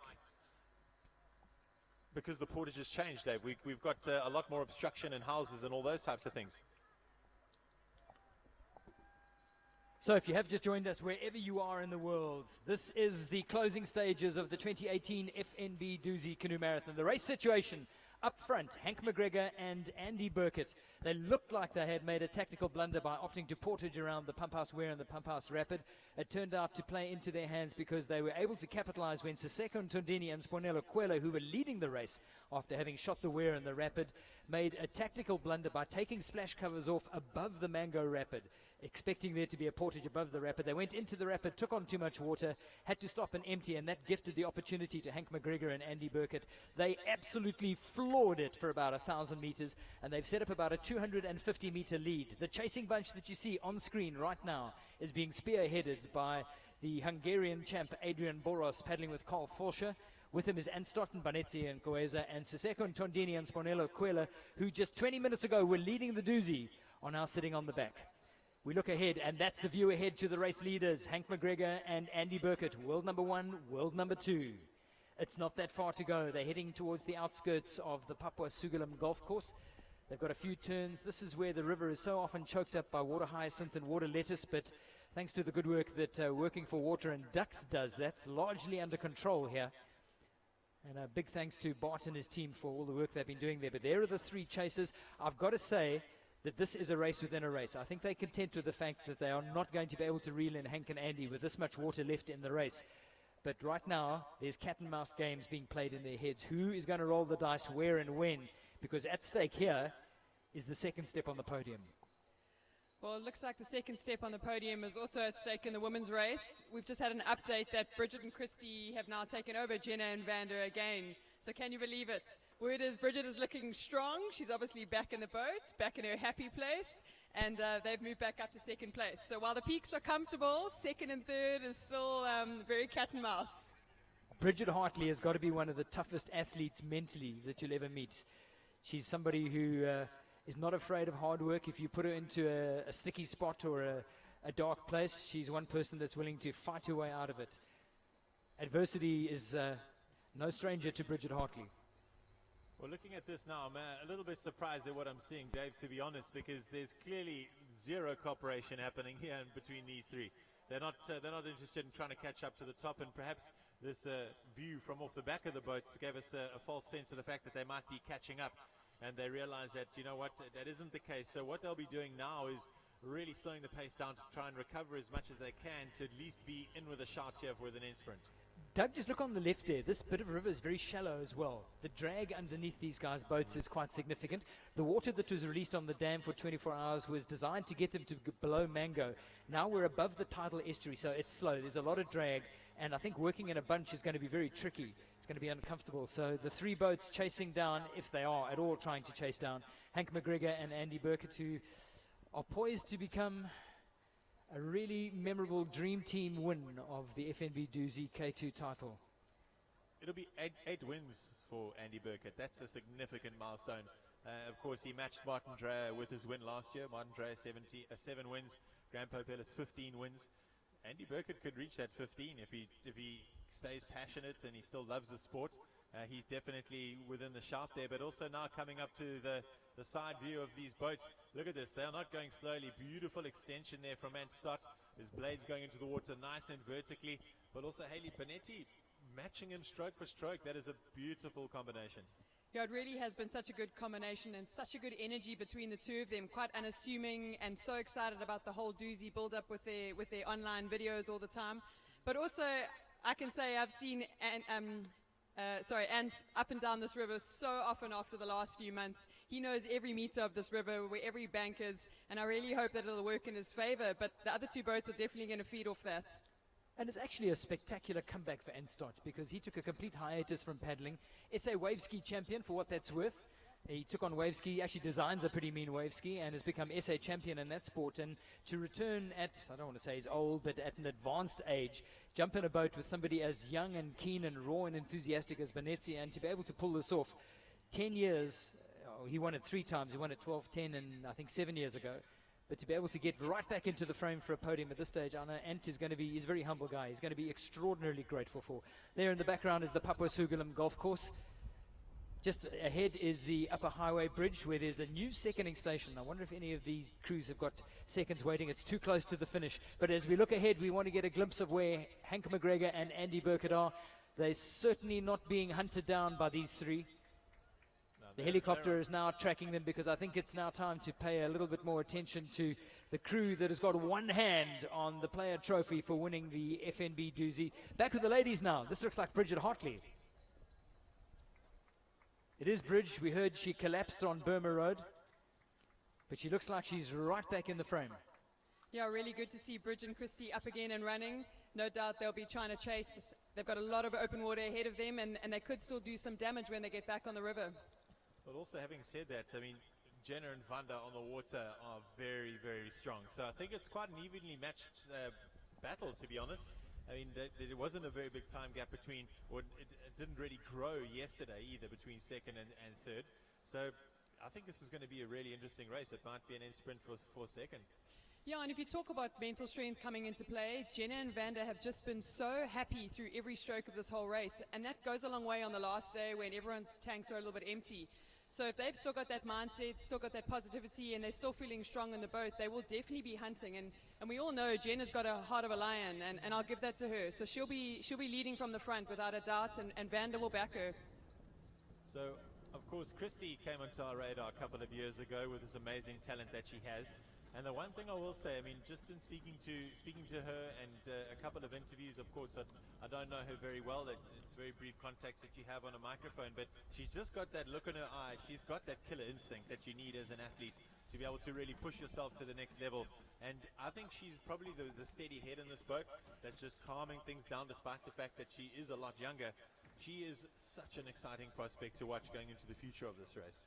It's actually an amazing combination if you take Bridges' sprinting career into context and how long she's been on the scene here, and her ability to transition from a dedicated sprinter. She had a really good go at the Flatwater Marathons with the intention of performing at Maritzburg at the World Champs, and here she is now making time, and she's worked really hard at it. Her Achilles heel has always been, particularly in a K1, has been her technical river ability. She's always doubted her ability, and to be able to deal mentally with her confidence in the river has been a big challenge for her, and she's got a lot of that right. We saw her racing in the Drac Challenge, which is a technically challenging K1 river, that she's worked extremely hard at that. So there's no stranger to hard work, and be fascinating to see how she performs in the last half an hour of this race. There we go, outer ring road, Doug. Yep, outer ring road, and you know that there are literally 3 or 4 long straights left until you make your way around the corner and you see the finish line, where all of a sudden the pain evaporates and your tail's up and you're just stroking out that boat. All of a sudden it just feels so smooth, so slick. All that training, hard work, you know, it's been worth the effort. It's also moments like these that I really feel for the Houston brothers. I know that we've talked about them, but they also deserve to be in the mix here. There's no doubt. And they're a young crew. They've got a long future ahead of them. It's going to come down to how they can mentally move through 2 essentially tough K2 doozies. But, you know, you've got to earn your stripes here at the FNB Dusi Canoe Marathon if you want to get up onto the podium and be consistent. And, yeah, it's going to be interesting to see if they can come back. But this is paddling in perfect isolation. This is very clear to see the guys. I mean, this is Hank's training ground. He knows this section of the river. They paddle this far up here. He'll be guiding Andy, no doubt, of where to go. You see they're coming up to a shallower section here. And that's not just that's not just because they felt like it. Hank will definitely be giving Andy the word in the ear on where to go, left, right, and so on. A bit of local knowledge here coming home will go a long way, and the tide is low. I mean, if you look behind us there, Dave, that sandbank is now exposed. It's also going to be about how you read this flat water. There's an amazing chemistry that's developed between Hank McGregor and Andy Burkett. There was a stage early on in Andy's elite career where Hank saw him as a threat, and there was no natural chemistry at all. But as they have become key members of that national team, they've developed a respect for each other. And then that amazing moment just after the Fish Marathon this year, where Andy broached the prospect of paddling a doozy together, And it was a sign of the growing respect between the two that Hank actually jumped at it and said, yeah, we're in. Let's talk nuts and bolts in terms. We don't know who's going to drive this boat. We don't know who's going to set the strategy, who's going to run where and what. But he was in because I think there was a mutual respect. Well, that's laid the foundation for what has become a genuine friendship. And if you look back over the 3 days, it has been so noticeable that Hank has had so much fun. He's been more chilled and relaxed than I've ever seen him in a doozy, put it that much. And it's going to make it a very satisfying win when they finally do wrap it up. But he's done everything. That's the thing. So he's in the position where he's earned his right to be where he is. He's completely relaxed and happy in his skin. And that's why he can relax, because he's completely confident in his ability to perform. I want to throw one thing out there. Do you think that this is going to be a K2 World Marathon team for next year or this year? We've talked about this so often. You know, Hank has got such a great thing going with Jasper Mocker and with their surf ski commonalities, and Hank is loyal. You know, if somebody has really dug deep for him, he'll stick with him and be loyal. But anybody watching the development of the South African marathon team has said, please, can we take this to the national level? So it might well be, Doug. I like the way you're thinking. Let's just focus on Andy for a second. It's been a hell of a month for him because married life, he's about to become a dad. I mean, it's going to be a hell of a 2018 for Andy Burkett. Yeah, it's and in a good way. I mean, I think he's going to be a great dad. He's got that kind of demeanor around him, but it is going to become a little bit more interesting how to commit those training hours for the first year or so. But congrats to Andy. It's also looked like a wonderful day indeed. And we also saw a nice little pic earlier of Nick still seconding for Andy. I bumped into her yesterday with her little preggy tummy, and she's looking as happy as ever. So they're really going to have a great year ahead together. I suspect she's going to be paddling until the last possible minute. Oh, of course. She was already comparing herself to Michelle Byrne, who basically paddled until Anna popped out. So Nikki's very keen to paddle on as long as she can. Some lovely moments at the finish here at Blue Lagoon. These guys are totally unaware that the world number 1 and 2 are homing in on them like a Scud missile in the background. They've got a couple of turns to go. But these are the special moments that I think should never be glossed over in the context of this race. Well, this is what it's about, Dave. I mean, we of course, in the lead up to the Dusi, gave everyone a bit of a push with the idea of what paddler tough means. And I firmly believe that paddlers are they're different people. They think differently, they do things differently, and they also have different virtues.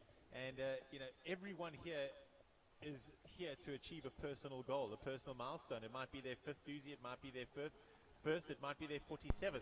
But everyone's got a story to tell, and everyone is very, very pleased at the achievement of coming across this line. No matter whether you're first or last, the FNB Dusi Canoe Marathon is not easy, and they've all done so well over the last 3 days. Yeah, and one of the guys who came in a few moments ago, or before we went on air, was Terence Parkin, who's, in fact, I must make a point of asking Terence and his team to come and sit in the studio with us, because Terence has just completed a 903-kilometer journey, which started by cycling from Johannesburg. He then went down to Midmar, where he not only did the 8 mile, but he went and did an extra 5 thrown in for good measure, ran down to Kampsdrift. It's been an absolute epic. Some of that was horrendously hard. He rode through Lesotho and over Sani Pass on his mountain bike, and then wrapped it up by paddling with Mark Mulder. And they finished this morning. They had a bit of an epic yesterday. They had a long day. He's doing it to try and raise awareness for water safety, which is so fundamentally intertwined with our FNB Dusi Canoe Marathon. And he's representing the Princess Charlene of Monaco Foundation. So it'll be really cool to connect with Terence and his team. So it'll be good to catch up with Terence and his guys if they want to come down to the studio. So, of course, most of you watching the big screen here will be joining us from your homes or wherever you may be around the world. But this is just a little bit of a note to all of you that are down here at the finish and watching on the big screen. As soon as the first boat appears around that corner, we're going to encourage you all to get down to the water's edge, and we'll go to Event Live. We'll, of course, still have Dave and Haley in studio, but we're going to get you all down to the water's edge because we want to be giving the biggest cheer we possibly can to the 2018 FNB Dusi Canoe Marathon champions. Well, as Andy Burkett said after day 2, anything can happen at any stage in a Dusi, and it has. It's delivered an absolutely dramatic, riveting spectacle. You can never pre-script these sort of things. You can't anticipate or determine what is going to happen. But the athletes, the world-class level athletes that have delivered the spectacle, it's better than the best thriller you could pick up and read for 3 days. And I think a lot of people really expected Hank and Andy just to walk away with it hands down. And while we respect and appreciate how good the two of them are, how awesome that it wasn't like that. That we've had 4 and at some stages maybe even 5 crews in the mix. And that says a lot for South African canoeing. I see the girls getting out of the water here. great representation from Epworth, and we were talking about the standard of women's canoeing, but you have to ask the leading question about, are we developing the talent coming through? And there are places like Epworth that play a massive role in generating the next generation of heroes. I mean, this is, of course, where Robin Kime and the Peaks all came through. They're all Epworth. Their mum is integrally involved there. But so good to see the school girls, and lots of them, racing really well. It's really fantastic to see, and we can learn a lot for it, because I know it's something we're really trying to work hard on in surf ski paddling as well. And you think if these young girls are fearless enough to do the Dusi, what's stopping them coming out in the surf as well? So really a hats off from my side to Epworth and the development that they're doing. And I hope we can learn from it as well. Yeah, we've seen girls from... One man we do need to make mention of there, and kind of the guy that triggered it off for Epworth is Les Willows. Les Willows now has moved over to Wickham Collegiate, and he's implementing a similar strategy there. And we've seen a really strong take-up from the Wickham Collegiate girls as well. So that's two strong paddling schools coming to the fore in ladies paddling, and it's really great because that's where it starts, Dave. I mean, that is where the bug bites. When you're a bit younger, the romance of the idea of being on your own in a boat down a river is really appealing. So a very big well done to Les Willows. Yeah, and to the girls from St. John's, from St. Anne's, St. Mary's, all over the place that have got representation here. It really counts. The reason that we haven't zoomed back in on the front of the race is that Chopper's had to go and refuel. So Chopper is back in the air. We should be able to catch up. But if you have just joined us, it looks like a victory procession for the dream team of Hank McGregor and Andy Burkett. It's been a ding-dong tussle in the top half of day 3. It looked like it was going to go against Andy and Hank. When they opted to portage around, they were the only top crew that opted to portage around Pump House Weir and Pump House Rapid. But then that all went horribly wrong for the crew that had bulleted themselves into the lead when Sponello Quella and Siseko Ntondini made an error by taking splash covers off too early, took on water at Mango Rapid, and were forced to go in empty. That gifted the open door to Hank McGregor and Andy Burkett. They just put in one of those killer intervals that you fully expect from world number 1 and number 2 from flatwater marathon racing. And that has now set up a lead of about 300 meters. Last time we saw there were 3 boats being driven very hard by Carl Forscher and Adrian Boros on his outside. 3 times former winner and Stott. Banetsi Nkoeza is in his boat. And the crew of Siseko Ntondini and Sponello Quella, who were leaders at one stage, they are now sitting on that 3-boat bunch. So looking forward to have Terence Parkin come and join him while our helicopter heads back up. Mark Mulder, his partner, is here. So looking on your screen there, folks, you can see that left bend to the river. They will then see the bridges just in front of them. You see past the power station in Durban. So I would say they've got 2.5 to 3 kilometers that remain. Dave, I'm going to say goodbye to you guys for now. Good luck with the rest of the broadcast. We're going to go live down onto the river's bank to get this crowd excited. Yeah, excited. Thanks, Doug. And Doug will be back chatting a little bit later and bringing us some in-depth interviews. But for the moment, Terence Parkin is in the house. He's just finished his doozy, and Terence Parkin's interpreter is going to come and jump in here. So, Terence, you can come and sit here. What a pleasure to have this man, multiple Olympian. So, Terence is going to come and sit here, and what a pleasure to have the man in the house. After 903 kilometers of his journey, which started in Johannesburg, cycled all the way down to Pietermaritzburg, which included mountain biking through Lesotho. He then got to Maritzburg. He did the 8 miles at the mid-mile mile, then did an extra 5 kilometers. Why? I still don't know. It's just because he can, because he's Terence Parkin. He then ran to Pietermaritzburg, got into the boat with Mark Mulder, who's joining me on the set here, and has now finished his Dusi Canoe Marathon. So, first of all, to Terence, just got to say well done. Unbelievable performance. I've got to say, how does it feel now that you have finished your 903 kilometers? I feel really happy. I'd set this goal, and I'd been thinking about it for a long time, and everything worked out perfectly that Midmar and Dusi were quite close to each other, and so joining the 2 events with the running and having a map from Johannesburg through Lesotho, and it was really a tough journey, but I started training in November through this journey, and everything has gone quite well, and I'm so very delighted to have arrived at the end here. And I will definitely do it again next year. And if anybody wants to join me, they are more than welcome. He's a madman. And you're doing this for water safety. I decided to do this to raise funds for water safety because there are many children in South Africa who drown, and we need to create awareness amongst the children so that they're aware of the dangers of the water, that they know that where it's safe to swim or not and that sort of thing, and how to get out of a river safely. And I'm raising funds for the Princess Charlene Foundation. And how was your partner, Mark? My partner was a fantastic driver. I never had to complain. I just sat at the back and rode. And it's not his fault at all. But what did happen was that the boat at one point broke. And I think maybe both of us way too much. So we are going to see you back next year. For sure, for sure. Ladies and gents, please give a warm round of applause to Terence Parkin. What a legend. So, congratulations, Terence. And once again, it's all in support of the Princess Charlene of Monaco Foundation and raising awareness of those important river safety programs. So, have a chat to Terence and Mark and his team while they're here.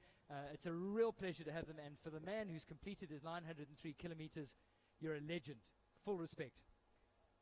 Back to the live visuals we go, everybody. These are the pictures of Andy Burkett and Hank McGregor. They're now on the outskirts of the city.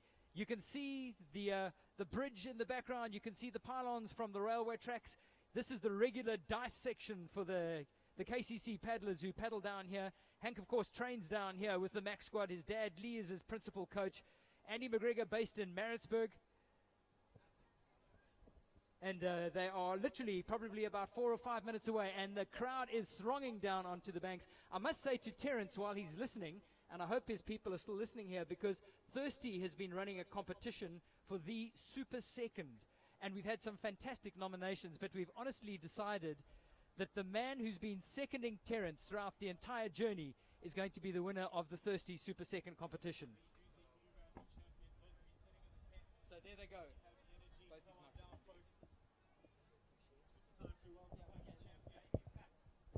So there we go, everybody. The visuals of Hank McGregor and Andy Burkett. They now are approaching the Connaught interchange.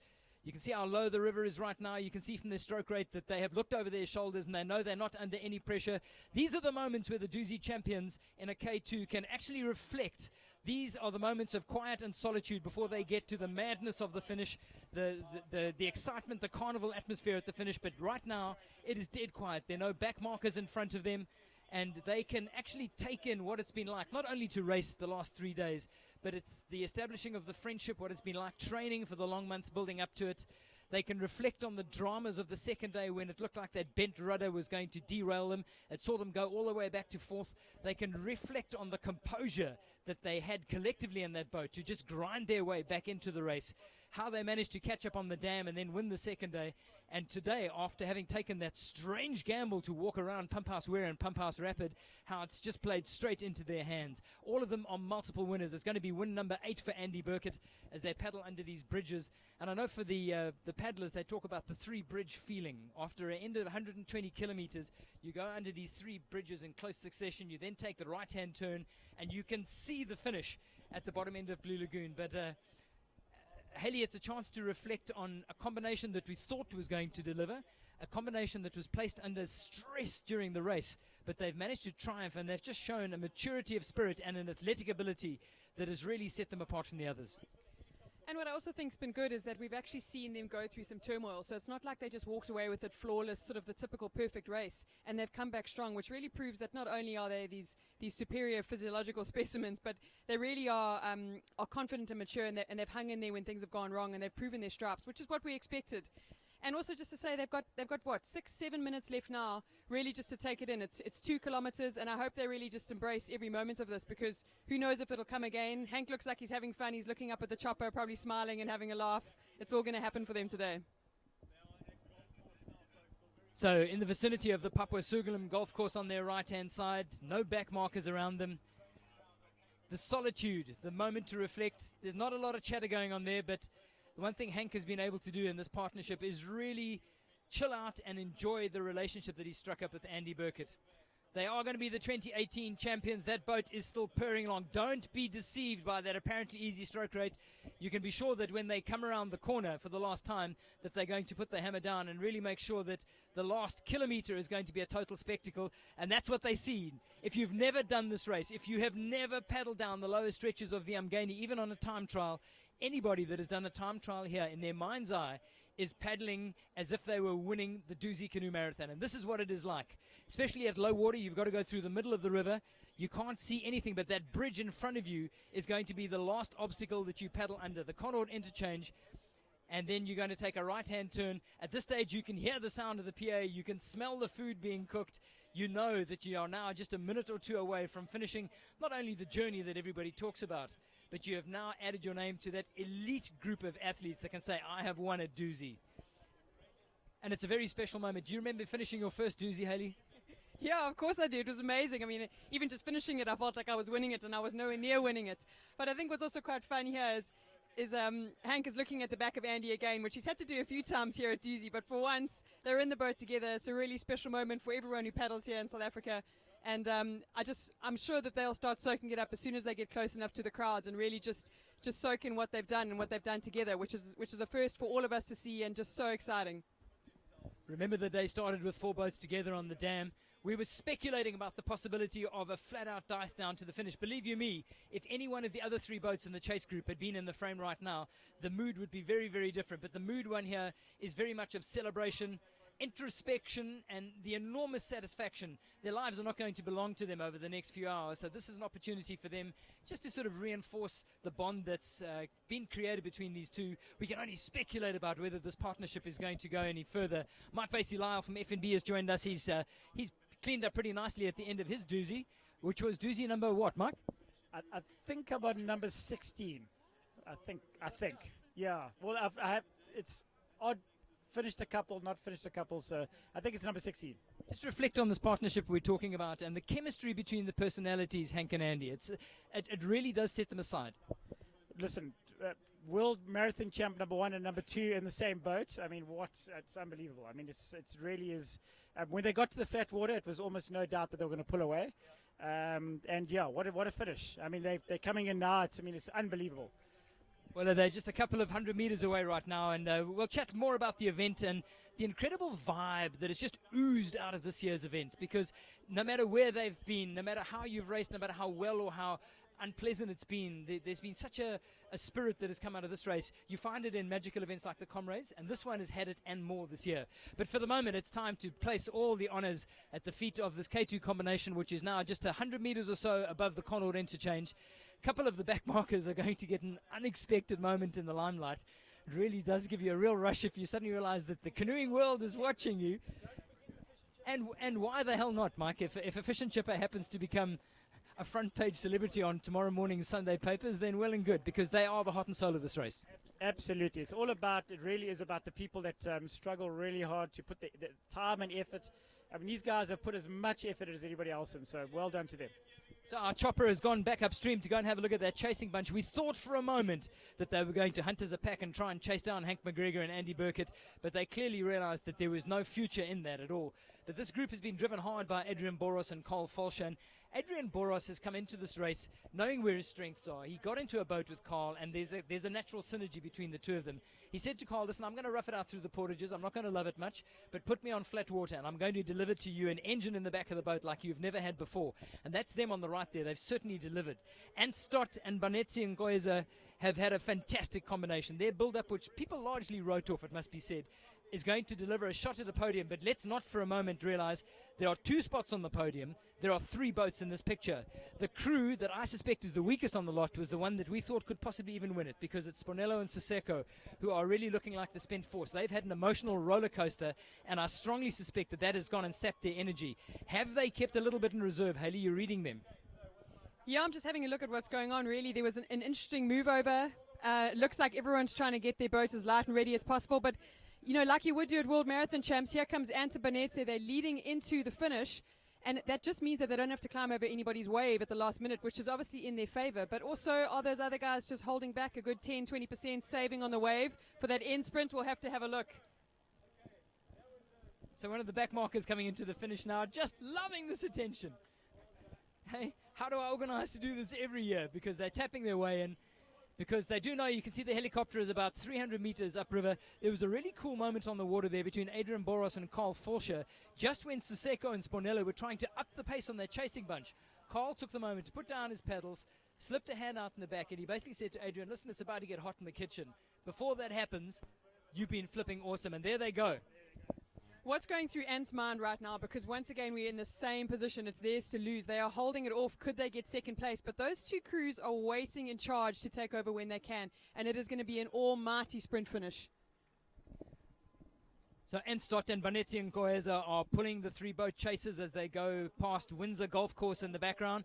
The chopper is now going to quite rightly zoom in on the K2 of Hank McGregor and Andy Burkett. Andy poised to become an 8-time champion of the FNB Dusi Canoe Marathon.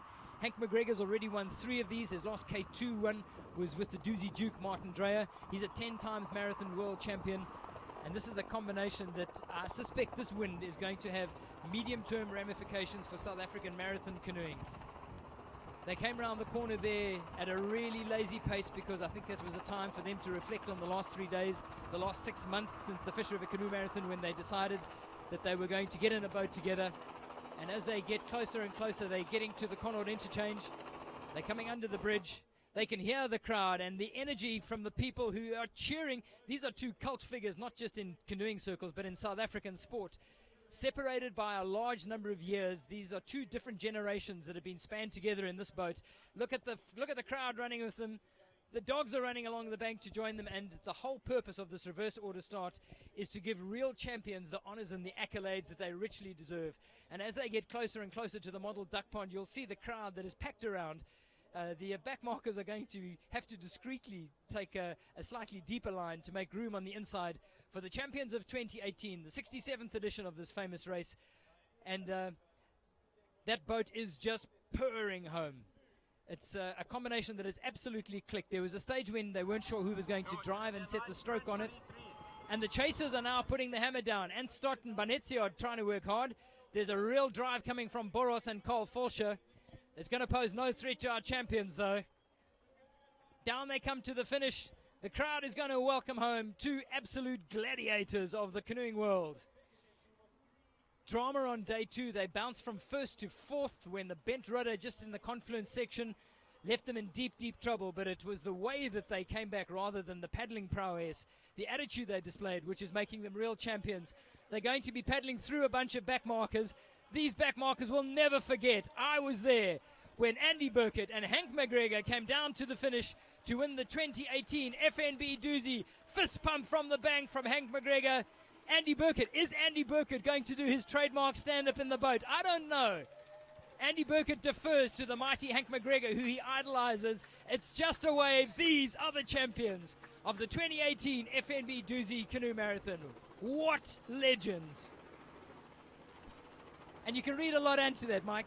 Andy Burkett in a single, Andy Burkett in any partnership that he controls will stand up in the boat and showboat. But there is such an enormous respect by Andy for Hank that has obviously been central to this partnership. Absolutely. What I really admired about Hank, though, was his acknowledgement that he needed to focus on his running. And he spent a lot of time with Andy, with the running coach, really focusing on that running. And look at that. There's Hank with his son on his shoulders. I mean, there's nothing better than that. Look at that. That's a photo that's great. Two South African canoeing greats. Absolute iconic moment. Now here comes the race for the finish. It's a huge charge coming down the inside.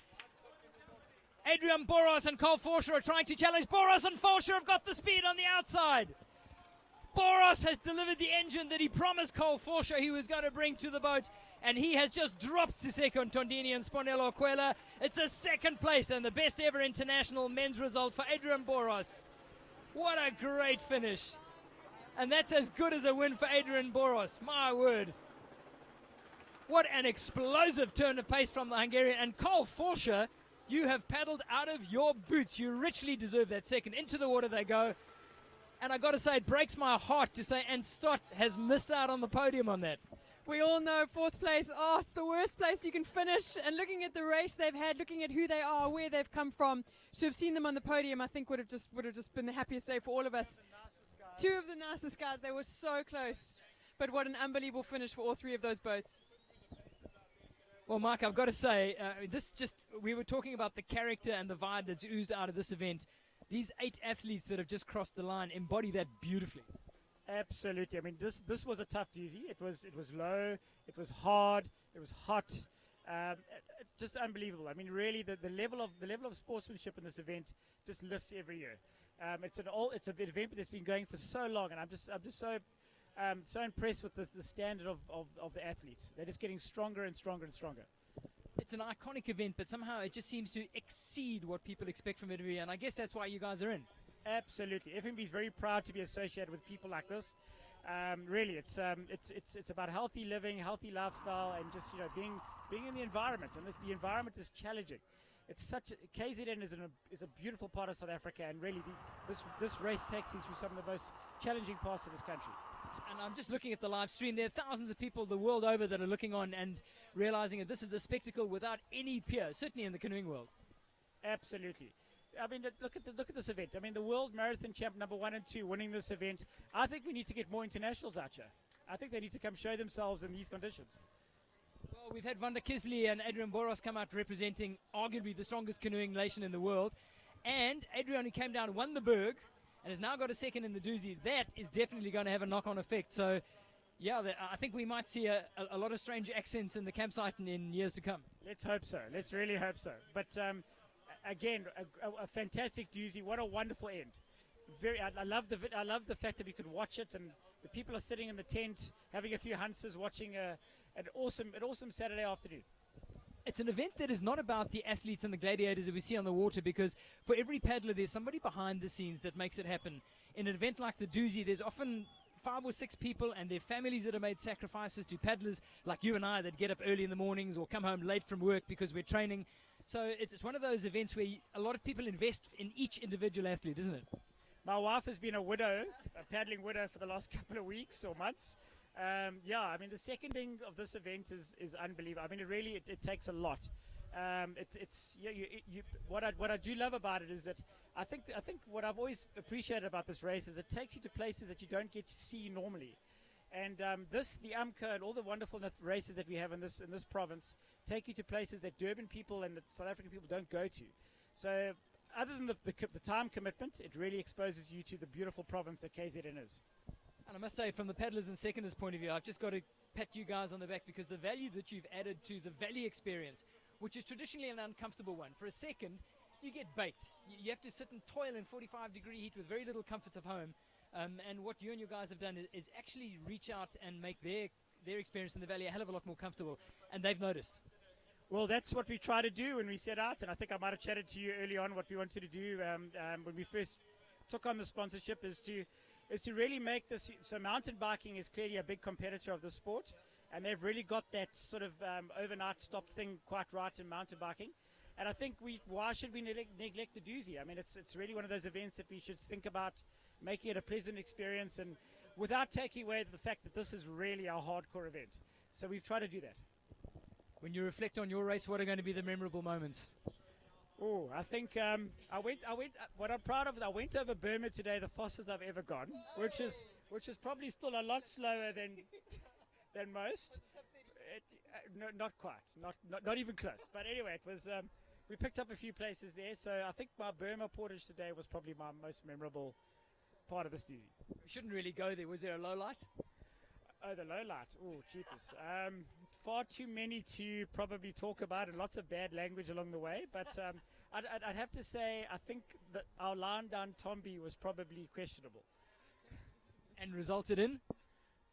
A bit of a tricky swim. The boat didn't break though, which is a good thing. Mark Basilal finishing Dusi number, still to be determined number, but he's zooming in on 20, and then he can come and really bark with the big dogs. Doug Bird is down on the finish line chatting to some of the heavies as well, so it'll be good to catch up with them. And I just want to, maybe if you can, connect with some of the emotion with Andy and Hank at this stage. I'm sure Pippa and Thor are down there as well, and Andy and Nix will be down there as well. But it's your mission accomplished for them, because it's been not simple. Do you know, funny saying that, everyone said Hank and Andy were this dream team, but I actually had it from someone very close to them that they were really feeling the pressure. When you go and put two superior people like that in a boat, the whole world just assume, they'll walk away with it. But the fact of the matter is, and we saw it over these 3 days, it didn't come easy to them. And imagine how they would have felt if they hadn't actually pulled it off. And I think we sometimes forget that. We hero worship these guys and we assume that they're just going to pull it off because everything's in their favor. But they, at the end of the day, have to actually do that job. And I really take my hat off to them for pulling it off against some of the odds. They had a lot in their favor, but really was a superb effort from them. Okay, what I'm going to ask you to do is to reach for your phone and see if we got any more updates on the ladies' race, because the last time we checked, we talked about personalities and people who've really put themselves through the hardest of yards to try and achieve this dream of being a Dusi champion, and Kana and Jordan Peak have definitely done that. Peter Marisburg's sisters, the big plus for them this year is that they've both been down at Stellenbosch, so they've been able to train together, where previously they've been separated. But they are not only going to win the under-23s, but it looks like they're going to win the women's. We saw them, they had put in safely on the other side of Burma. They're competent enough river paddlers not to be able to butcher that, so it looks like they've got it in the hand. Yeah, I think safe to say the Peaks are still well ahead, and once again they get a lot of credit because a lot of people did say, and if you listen to Bridge and Christie's interview yesterday, those two were still confident and still backing themselves to have a comeback and to close that 5 minutes. So you've got to hand it to the Peaks. They didn't get it on a silver platter. And as far as I can understand from the last update we just got, Bridget and Christie are still ahead. So Jenna and Vanda possibly trying to pick up behind them to still get third place. I assume they have that. But it sounds like Christie and Bridget may have pulled away to have securely got themselves second place. So they'll be proud and excited, but obviously still trying to hunt and not be too far behind the Peaks. As far as the men's race is concerned, the crew that we've ignored all today has been Tulani Mbanjwa and Jacques Turon, who've been sitting in fifth. And they've been on their own the whole day. We haven't given them any attention because they've been outside of this ridiculously compelling spectacle of the front four boats. But they've had that weird experience of paddling on their own. And let's connect with Doug now, because I'm excited to be able to connect with some of the elite paddlers that have... Up a little bit. So Dave, maybe back to you guys in the studio. I don't know if I'm online yet. Yeah, Doug, we're with you right now. Off you go. Thought at the beginning of this race that they'd be sitting in second place. What a result from them.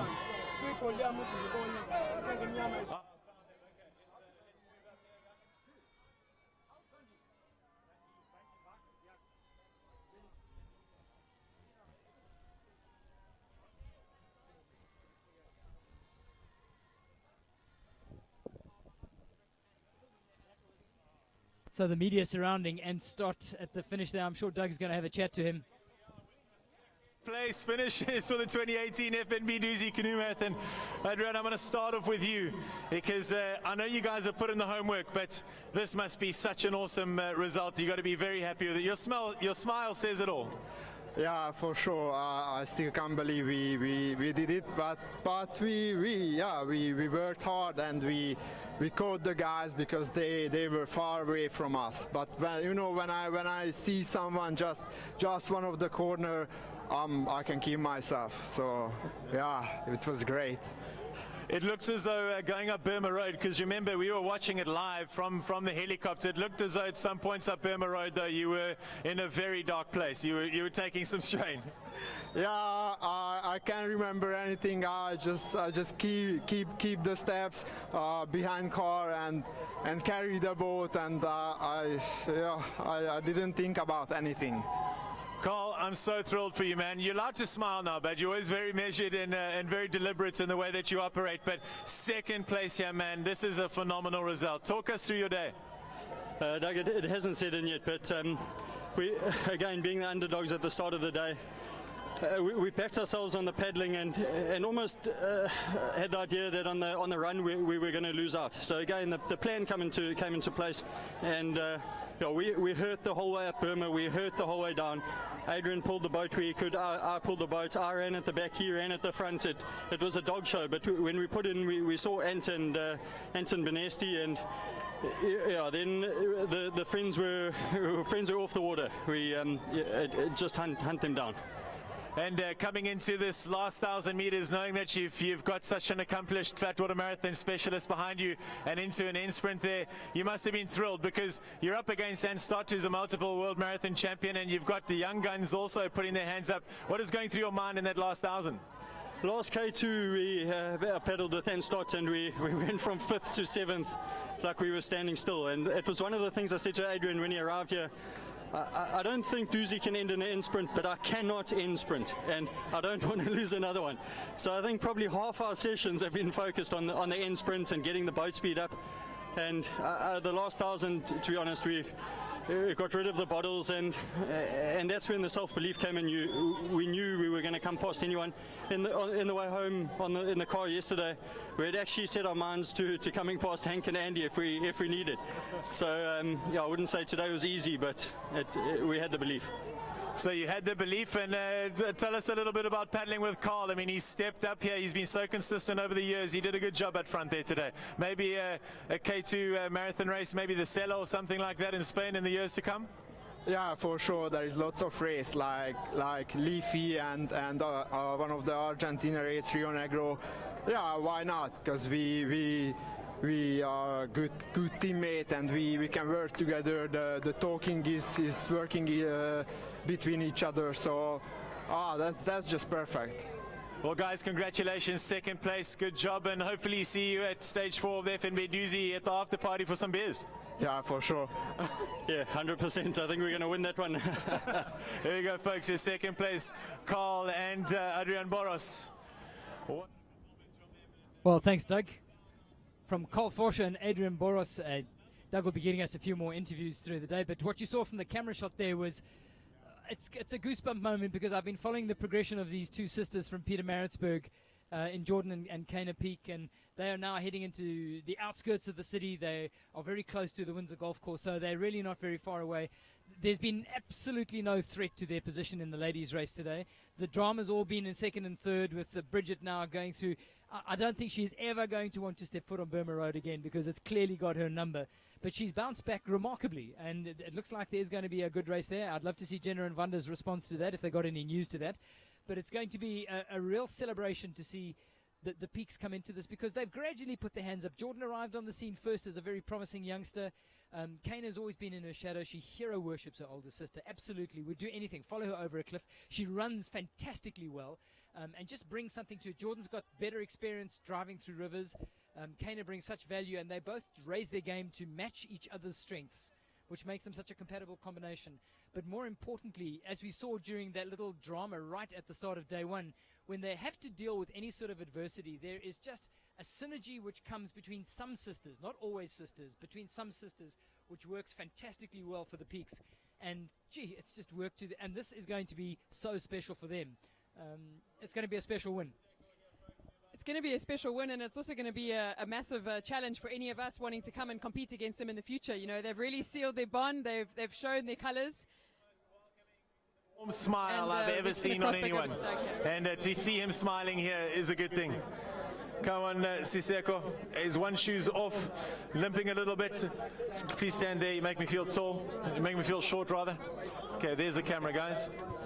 Alrighty, so here with our third place team at the end of the FNB Dusi for 2018. Siseko Ntondine and Sponelo Kwela. Guys, it was a very, very tough race out there today. You guys were in a good position coming off the dam. What was the overall strategy here today? Because you knew you would be strong on Burma. Yeah, Doug, that was our big plan this morning. We woke up and I said to Siseko, we need to be on the mix on the dam. Then from there, that's where we're going to try to get a little gap to the guys to put in first, and there, well, the river was too low today, and we knew that it's going to be hard for the guys to come past you. So we said, okay, we need to focus and pick out all the good lines all the way down to Burma. Then eventually we end up made a mistake. All the guys, they came past. And we knew that if we don't get to Burma first, it's going to be hard to pass the cars, because there's not much space there at Burma whereby you can pass someone. And yeah, we had a bad luck with Siseko. We get there, we're lying fourth, and we try so hard to get a gap to run past the guys, and we couldn't get it because the Burma is so close. There is narrow. There is no way actually exactly where you can pass someone, and we end up walking all the way to the top. And yeah, we try so hard at the top to put the pressure to the guys. We put in first, And then I think it was too late because we only opened a few seconds to end and hang, and we knew that we need more time to those guys because they are the best in the world, especially when it comes to a float water.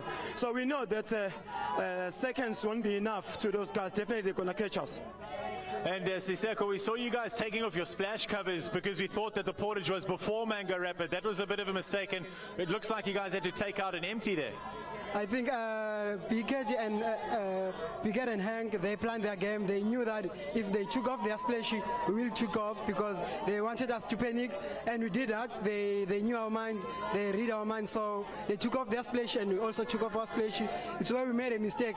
We didn't think properly, and they saw us like taking off our splash, and they saw us we didn't put on our splash, and they knew that our boat will get full of water, so they went there.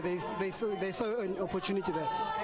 It's very, very sneaky tactics up there at the top. But tell me, what was it like to pedal with Spornello? You had a good race 2 years ago, but now to be up here in the top 3, you've got to be very happy.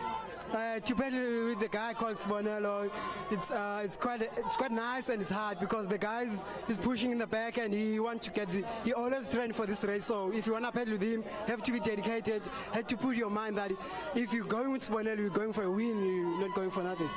Now, Spornello, I see you've grown your beard this year. Is that a sign that you're maturing and getting a bit older and introducing the youngsters to the podium? It must have been good to be pedaling with Siseko. Yeah, no, definitely. I was very happy to be with Siseko. And this, I was trying to show him that I'm getting old now, so you have to. Actually, he was the one who was supposed to push me. Then, then he said to me, "No, I'm still young. I don't have that kind of power. Can the old man please push me at the back?" I said, "Oh, okay. If in few years' time you are the one who's going to push me, then I can do that." Then we had a deal. So yeah, I'm quite happy to be with the second boat, and I think we're still going to do more Dusi together. Guys, good result. Top 3, well done. Thank you very much, Doug. Thank you, Doug. Here we go, back to you guys up there, Dave. There we have it, your interview with your top 4 boats. What an unbelievable race it was here for the final day of the FNB Dusi 2018. Thanks, Doug. Well, on the water, there's been some really exciting developments. Geordie Peak and Kana Peak are coming home to win the ladies' race. But I can tell you that the race for second is red hot because Jenna Ward and Vanda Kisley are in second, but right on their wave, Christy McKenzie and Bridget Hartley. So this one looks like it's going to go down to a belt. They're coming in with the juniors as well, which is pretty exciting as well. They've had a great race. Yeah, hats off to the juniors as well, but sorry, I'm going to have to go back to the ladies here. I mean, this is just exactly what you can expect of Jenna Ward, and I've got to give it to her. She was called the Lioness when we were, I think, in Hungary a couple of years ago. Maybe it was Oklahoma for World Marathon Champs, and that is exactly what she is. I mean, Christy and Bridget really had it ahead. They had the running skills, they had the strong paddling skills, but somehow, and we unfortunately don't know because we couldn't see all of it, somehow Jenna and Vanda have come back, and here they are pulling Bridget and Christy down towards the finish. Now, home ground for Jenna is here and for Christy, so they've both got a lot behind them in terms of knowing the river. But I hate to say it, but when it comes to a situation like this, you've got someone like Jenna who is so dominant and so wise and smart of this river. I don't know if Christy's got the mental maturity to be able to put that aside and take it from her. But with Bridget in the background, she will not be letting anything slip past her. We know she's got a lot of wattage behind her. We do also know that so does Vanda. So I think we're sitting with very, very equal crews here. Powerhouses in the back, smart girls in the front that really want this second place. Look, they're both going to get a second and third. It's not a bad taking. But, wow, we've got a huge race on our hands here for second place. And I don't envy these girls. They've got a big fight for the next, what are we? We're at Footbridge. So we've got the next kind of 5Ks left. That's a long way to be fighting and a long way to be thinking, what do I do? Should Jenna hang back on Christie's wave? I'm not sure. I think she's going to try and hold it till the end. Two completely different combinations with such unique characteristics. Vanda a few weeks ago was sitting in Hungary in sub-zero temperatures cross-country skiing to try and keep her fitness levels up. She couldn't run with the boat. There was snow all the way around her. It was freezing. She had to come home and acclimatize. She got here just after the Drac, I think. So she had a few hot weeks, but she had no time on the rivers because the rivers were empty. There was no chance for her to trip and train. And Jenna and Vanda brought as an advantage the fact that they paddled together. She knew what she was in for, but they've had no time in the boat. Contrast that with a boat which is on their left at the moment, because Bridget and Christy was not a combination that I would have picked a year or two ago. Christy was coming up through the ranks. Bridget has been the queen of South African canoeing since the London Olympic bronze medal. It was a combination which was patched together purposefully for a Dusi campaign. And it's one that I think took a while to find its feet, to be perfectly honest. But when it's clicked fairly spectacularly, and it's looked really strong. Bridge has been, I think, I hate to say exposed on Burma Road again, but that's clearly where this race has changed. And Bridge knew, and she's very analytical. She's a very, she's a clinical person in the way that she analyzes her sport. And there's a paddle going down from Jenda and Vanda. They've been pulling the whole way. I think it's as they get to the footbridge, whether this is agreed or not, they've decided, no, we're getting on the wave. So I think this is all just keeping a little bit in reserve for what is clearly going to be a charge into the finish with second place at stake. So Bridge and Christy on a meteoric rise. I think we can expect great things from her in years to come. She's also a great K1 paddler and ready to try anything. She wants to do flatwater marathon. She wants to have a full go at Berg and you name it. So she's got the world at her feet as a paddler. And I really think Christy's come a long way. She paddles with the Mac squad, and in all honesty, she's always been sort of one of the bridesmaids, never the bride. She's been in the shadow of Jenna Ward.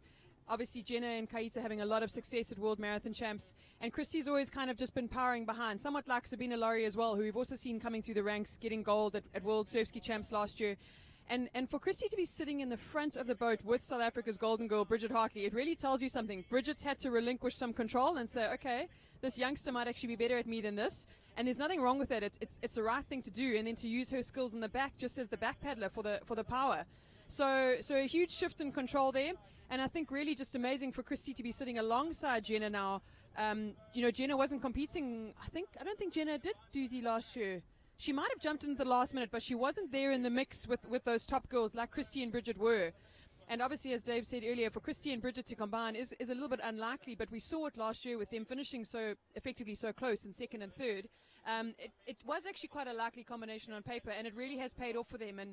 And Bridget notoriously hasn't always sat well in a double with other women, and her and Christy apparently have combined beautifully from the get-go. So really exciting to see them in the boat together, and they really are bringing it to Jenna and Vanda today. Right, we talked about two legends of the game, Jacques Theron and Tulani Mbanjwa cantering across the line. And what a great result. And you saw the hero worship and adulation when Spornello Quela got to the finish line. He brings with him such a band of supporters, and it brings so much color and vibe to the finish. Well, whenever you go through the valley, Tulani Mbanjwa is now an absolute cult figure. You stop and buy a Coke from the spaza, and the first question they ask is, where's Michael? Where's Tulani? And he's an absolute legend in that corner of the valley, and I think they feed off that, certainly over the first 2 days of the valley. But it's a combination that was patched together to try and have a full go to Dusi, and it's got them a fifth. So well done, Jacques Theron, Tulani and Mbanjwa. Good effort.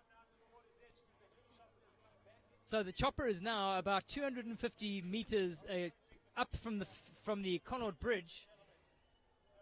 And it is getting shallow and shallower. The sandbanks are now becoming more and more prominent here. So those that train down here will know where the channels are, and it makes a huge difference. There is nothing worse than having to dig deep and then suddenly find yourself running out of water because you've nailed a sandbank.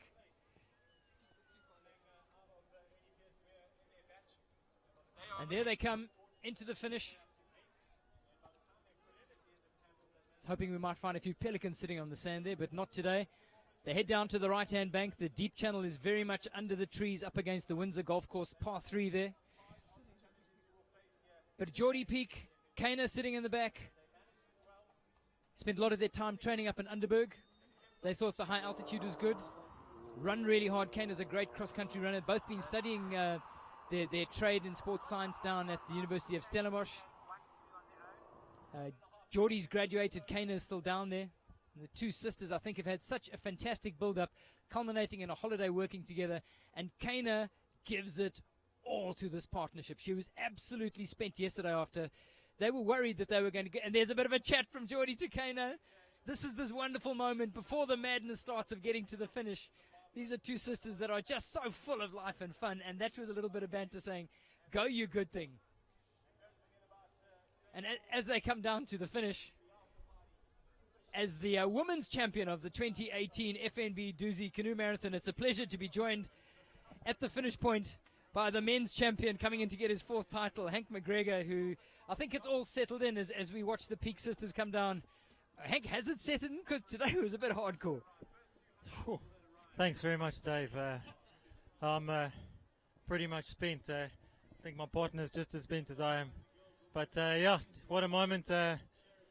Super proud to get you first in front of my family and my boy. My dad was on his scooter cruising up and down along the riverbank.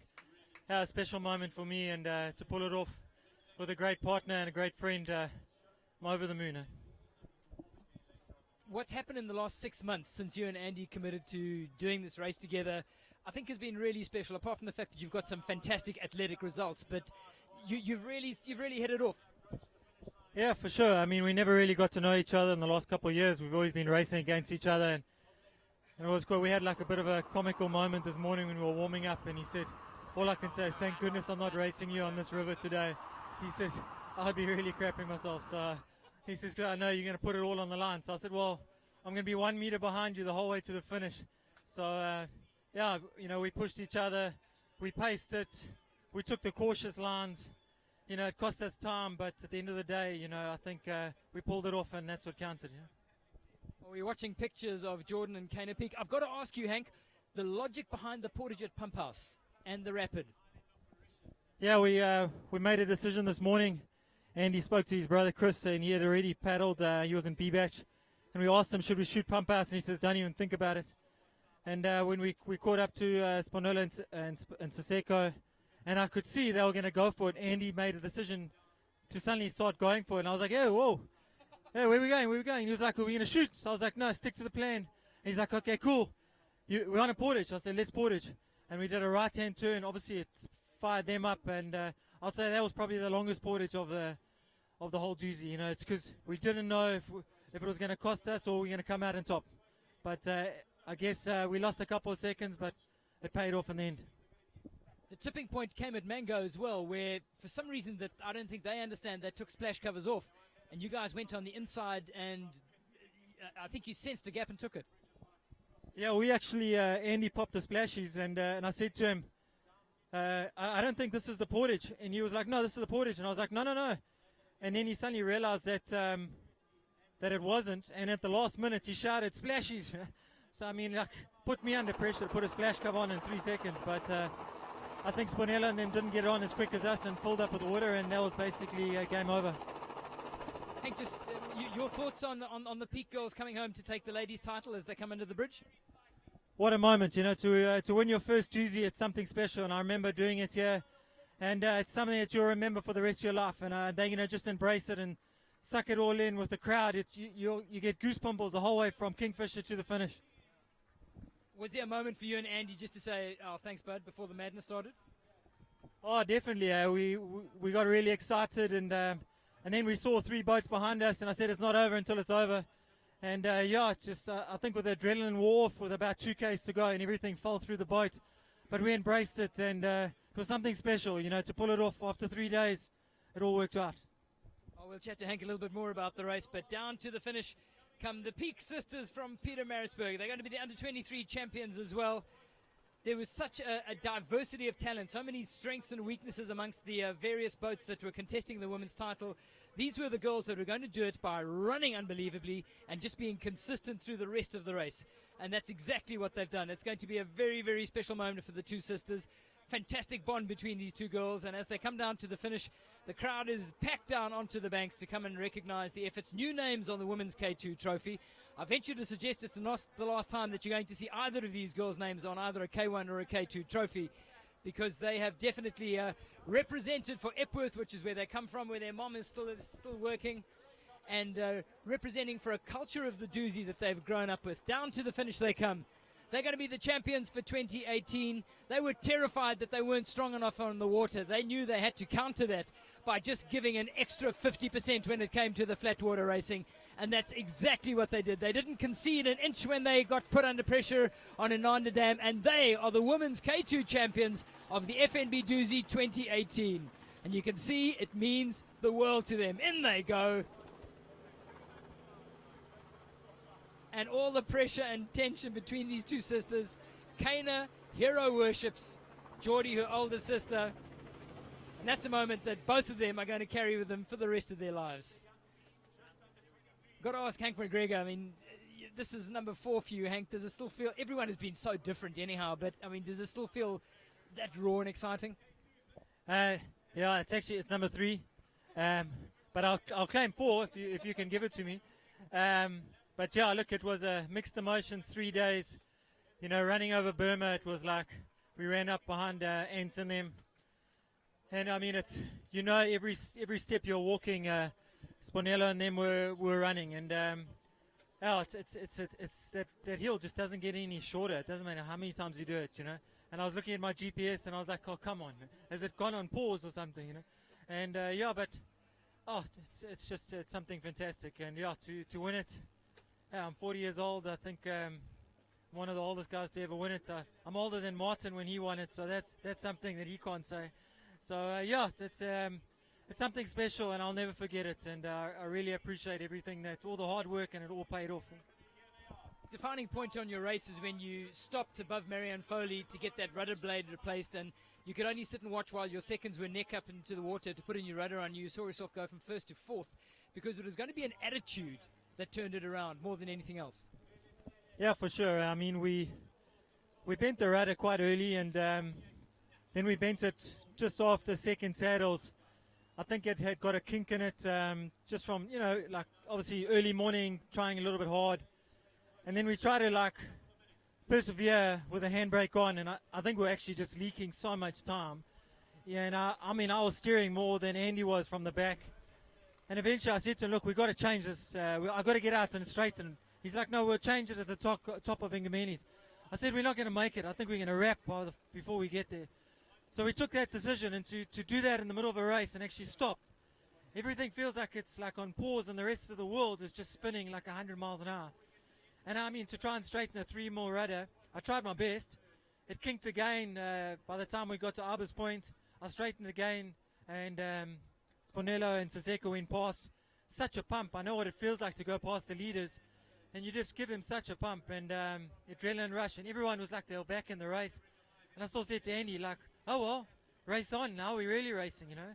And then he was really keen to change the rudder at the top, and I said, if I see Sven, let's change it. I trust him with everything. So there was Pippa waving the rudder blade. Sven was in the water.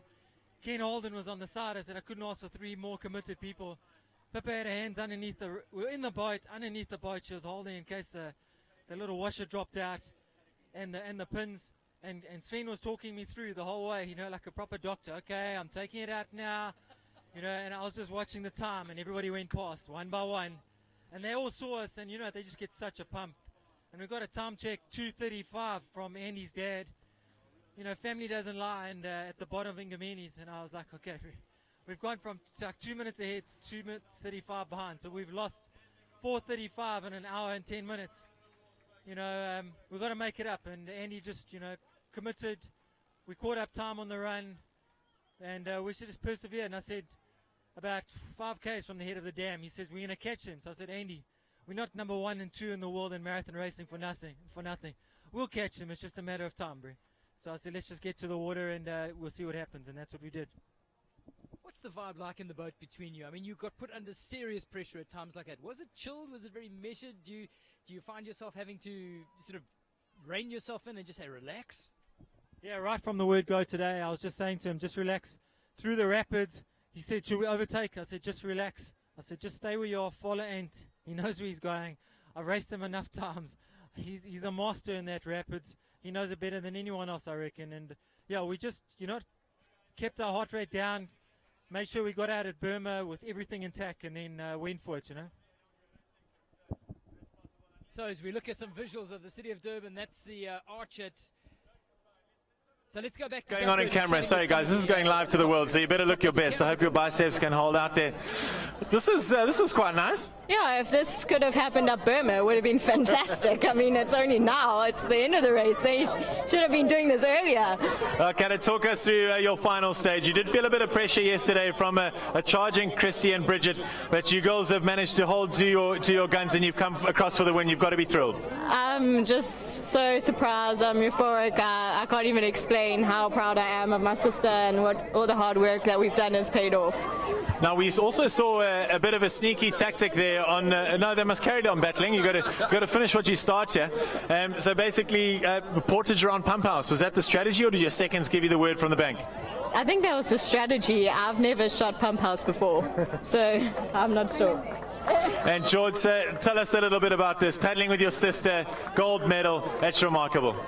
Sure, hey, it's an unbelievable feeling. When we're coming under the bridge here, we're like looking over our shoulder just to double check no one was catching us. And we're just laughing and having so much fun. And today, the running, she absolutely thrashed it. She just took the boat and killed me up Burma, but yeah. Well, we know that you've had a solid day 3. Are you looking forward to a bit of day 4? You're under 23s and you're studying at Stellenbosch, so you've definitely got party gas left in the tank, right? Sure, I have, yeah. Day 4, I'm looking forward to it. Well, there we go, folks. Your first ladies, the Peak Sisters, have completely dominated. They've faced their fair level of adversity out there, but they've triumphed over it. Well done, girls. Back to you guys, Dave. Thanks, Doug. Fantastic scenes with Kana and Geordie Peak. Getting set for day 4 of Dusi. It's going to happen. I think it's... Hank, you set for day 4? What are the plans for tonight? I think just a little cup of tea with my wife and my son. I don't think I could dance, nah, I'm tired. And my day 4 is just going to be just embracing the moment. And yeah, I'm a bit old to party. I still have this picture in my mind's eye of you getting your stitches during the World Marathon Champs with a glass of wine in your hand for anesthetic. I think that's the way you roll in the McGregor household now. But let's zoom in on the race which is going on for 2nd and 3rd in the women's race. Remember, Christy McKenzie and Bridget Hartley were being put under pressure by Vanda Kisley and Jenna Ward. And there they come down to the finish. So Jenna is in the front. Jenna and Vanda are in the front there. Bridget and Christy are going to have to drop the hammer because they are about 150 meters out. Jenna Ward and Vanda Kisley have got half a boat length on their wave. So is the Olympic bronze medalist going to be able to fire something from the back seat of that boat to get herself and Christy across? There they come. They're coming off the wave. Have they done it enough? Have they gone a little bit too early? Is there going to be a response from Jenna Ward and Vanda? Vanda is digging deep. Look at Vanda Kisley in the back of that boat. This looked like it might be going to Mackenzie and Hartley. Mackenzie and Hartley have got the jump on Jenna Ward and Vanda Kisley. They're not quite at the line, though. They might have gone too hot too early. But Christy McKenzie and Bridget Hartley have now got a third of a boat length on it. And I promise you, these girls are not going to give up. They've done it. Jenna Ward and Vanda Kisley know they've been beaten. At the end of 120 grueling kilometers, Bridget Hartley and Christy McKenzie are going to come home to take 2nd. Jenna Ward and Vanda Kisley. What a finish from the girls' race, Hayley.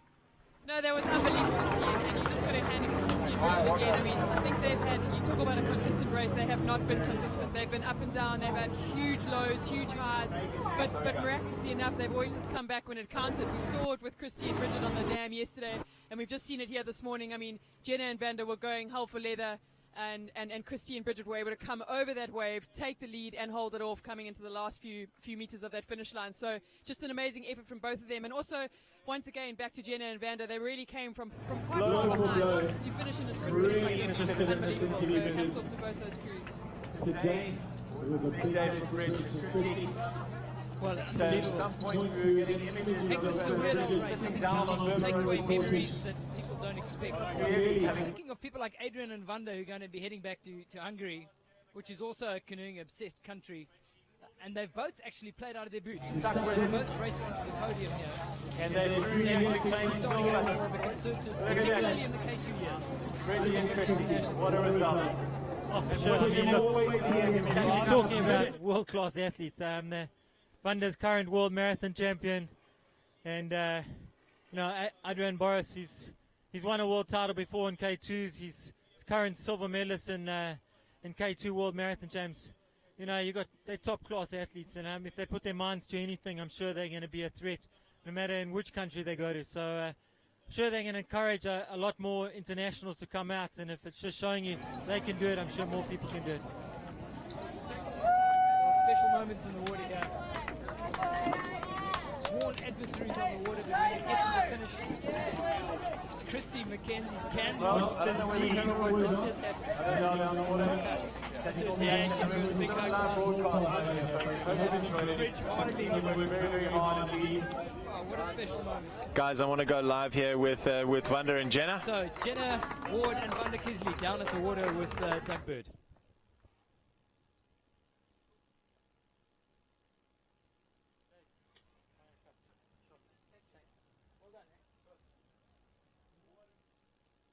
Emotional scenes from Bridgie Hartley. She certainly lays it all out on the line. We're going to have a quick word here. You guys let me know. You can come stand up over here, ladies. The camera's just behind you there. Yeah, student. I'm sorry, but that is a buffalo. Just saying. You know the rules. It's a life game. It's a life game. All right, cameraman, you're going to come around here while Christy McKenzie demonstrates her student drinking ability. But jokes aside, second place, ladies, and today wasn't without its challenges. Bridgie, you had to dig deep, as you do, and you come out on top every single time. Talk us through your day. Yo, I don't know what happened. I started off feeling so strong this morning. I was so excited for the day, and as I got to the top of Burma, my body just gave up. Like, I felt like I just wanted to fall over and vomit, and like the stars were shining in my eyes so bright. And eventually I had to lie down a few times, and I thought, this is it, it's over. Same thing as last year. I couldn't believe my luck, and Christy ran down the hill like an absolute machine. I was actually starting to question whether I'd left her behind, and she was waiting for me, and I managed to catch her just at the put in, and I thought, oh my word, this girl is absolutely amazing. And thanks to the people at the top for giving me a rehydrate and urging me on and not letting me give up. Well, yeah, I mean, it's one thing getting support, but mentally you have to process what you're dealing with. So well done for you for fighting through that adversity. But getting into the finish here, you had some work to do because you were being hunted down, or you had to catch up, rather. Yeah, most definitely. I knew that I wasn't as strong as I was yesterday on the flats after half passing out a few times at the top of Burma. So I decided that the only way I could do it was to make sure that I was paddling really well, following Christy really well, and every time we were on the wave trying to save as much energy and not trying to pull like a crazy person when it was our turn. And I was just imagining counting my strokes like a 500-meter end sprint, and that's what I did. Well, talking about that 500-meter end sprint, that's what it came down to in the end. It must have been cool to have the experience of an Olympic bronze medalist behind you there. Yeah, it was amazing. We did struggle at Burma a bit. I don't think I've ever been that sore in my whole entire life. But yeah, I managed to pull us over Burma, and Bridge managed the last 500. So I think we made a good team today, and we just stuck together and used our strengths to the best of our abilities. Now, it's not common that you see an end sprint going down between the last two ladies. You girls were pushed the entire way to the finish. It's great to have that level of competition here. Oh, it was so much fun paddling against Wanda and Jen. I trained with Jen here, so I knew every single sandbank she was putting me in, so I knew it was coming, and I just had to put my head down and just stick with her as best I could. Yeah, and it's quite intimidating having Wanda in the back of Jen's boat. They've both done really well in marathons, and I've seen Wanda's end sprints, so I was pretty nervous. But having Bridge behind me was an absolute dream, and just being pushed in the end here was amazing. Now, this is definitely an up-and-coming young talent, Bridge. This young lady's got a long way to go, eh? No, most definitely. I'm so excited to have paddled with her, and I hope we can make a better Dusi in years to come. Fantastic. Well done, ladies. Silver medalists, everybody. Give them a big round of applause. Good job. Thank you so much. Thanks. Here we go, guys. Back to you, Dave, in studio. We're going to go and try and track down our third-place medalists. Oh, thanks, Doug. I'm looking forward to catching up with them as well. We have been treated to such a canoeing festival here with end sprints in both the men's and the women's races. Yeah, Dave, you're exactly right. I mean, it's the first time I've had the privilege of being able to sit up here and watch the racing from this perspective, and it's just been unbelievable. I mean, we've been jumping up and down in our seats and making calls on who we thought was going to win and come second and third, and then the baton's always changed around. And I did actually mark Hank just now that I've never seen him quite so broken at the end of a race, and it was actually quite nice to see that Hank is actually human. And I think it also just shows you that they really brought it all today. And like I said earlier, it wasn't handed to them on a silver platter, and they pushed through and dominated the race. And again, back to these two women's crews that have just finished, like to watch them finish as strongly as they did after what they've both been through today is just unbelievable. And it also highlights the cruelty of sport. You know, there's always first, second, and third, and coming fourth breaks your heart, but you know you could have come second and you come third is equally disappointing. But don't be disappointed. There was an unbelievable show of just power and passion and pure relentless ability. So well done to both those crews. Well, Doug Bird has got Jenna Ward and Vanda Kisley with him right now, so let's catch up with the two girls. Alrighty, so here we are down at the water's edge with our bronze medalists, folks, and it's an honor to be speaking to them because we've never seen an end sprint for silver and bronze before. Jenna, you girls had some work to do in the beginning of today, but it did come together nicely, and all of a sudden you found yourselves back in contention for silver. Just talk us through your day. Yeah, I think we went into the day happy with third. We were just kind of hanging on to that third place, and we really just focused on our own race, had an easy paddle across the dam, took it clean down the river. Burma, we practically walked to the top, and that's when it all changed. When we got to the top, we obviously saw Bridget sitting there, and from there it was just a matter of hanging on with them and I guess paddling to the end and having an end sprint. Now, it's very useful having a Hungarian power in the back of the boat there. Vanda, day 3 is often regarded as the toughest of the FNB Dusi because you've got 2 full days of racing, but how did you find it going over Burma Road today? I think the Burma was good for us.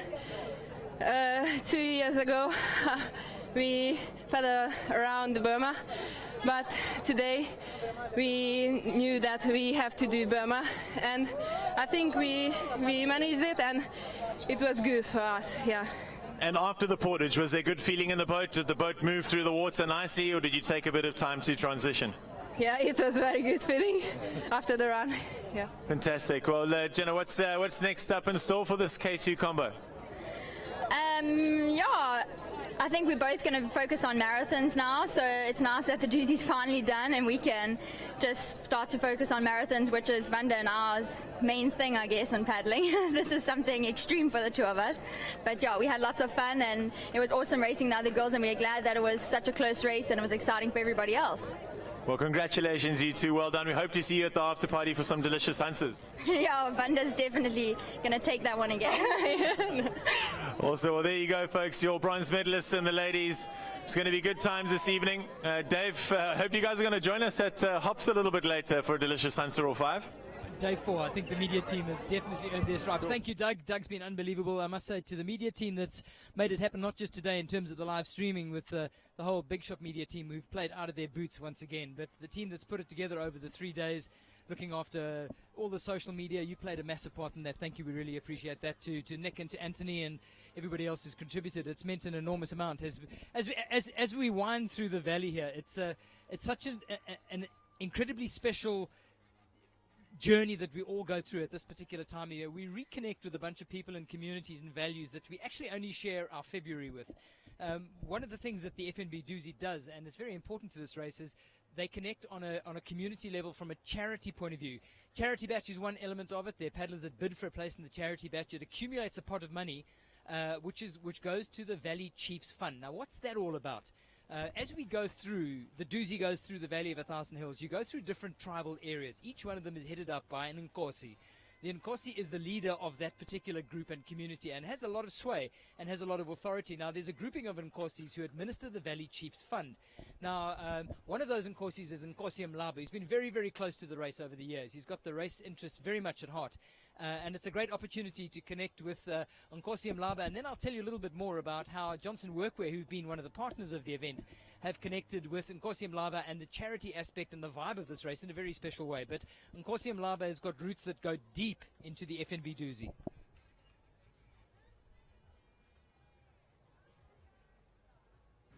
I'm Nkosi Mlaba, here at Klimba. The Dusi goes from Maritzburg through Blue Lagoon. It passes all that AMA course. That's why we are working together. We started this trust I think it was about 3 years back. After this race, we're gonna sit down and all the AMA course, the chairman, and discuss how can the Dusi bring back to our people, so we can divide the money or something that we can come about painting schools, painting a crèche, or buying a school uniform for children. But we will make sure that we invite you guys so South Africa can see that the Dusi is bringing back to the people now.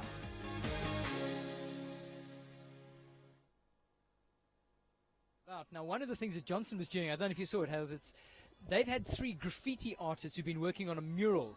Started off as a blank canvas. They set up at Dusi Bridge, and they sat and looked at it, and then they started soaking up cues and hints and just picking up the vibe of the event. started with a bit of a whitewash, and then the first thing they saw from the early morning with the rays of the sun coming up and then the reflections of the water, and it looks really cool. And the whole point behind the exercise is these three guys have been working for 3 days to complete this mural, and I think they're pretty close to done, actually. We'll have a look at how they've gone with that mural, and the idea is that the mural is now going to be auctioned, hopefully to some big corporate. They'll buy it as a work of art, and that money is also going to contribute back to the Valley Chiefs Fund. So let's connect with the Johnson Workwear artists who've been doing a fantastic job and actually thoroughly enjoying the attention of putting together this big graffiti mural for the FNB Dusi 2018.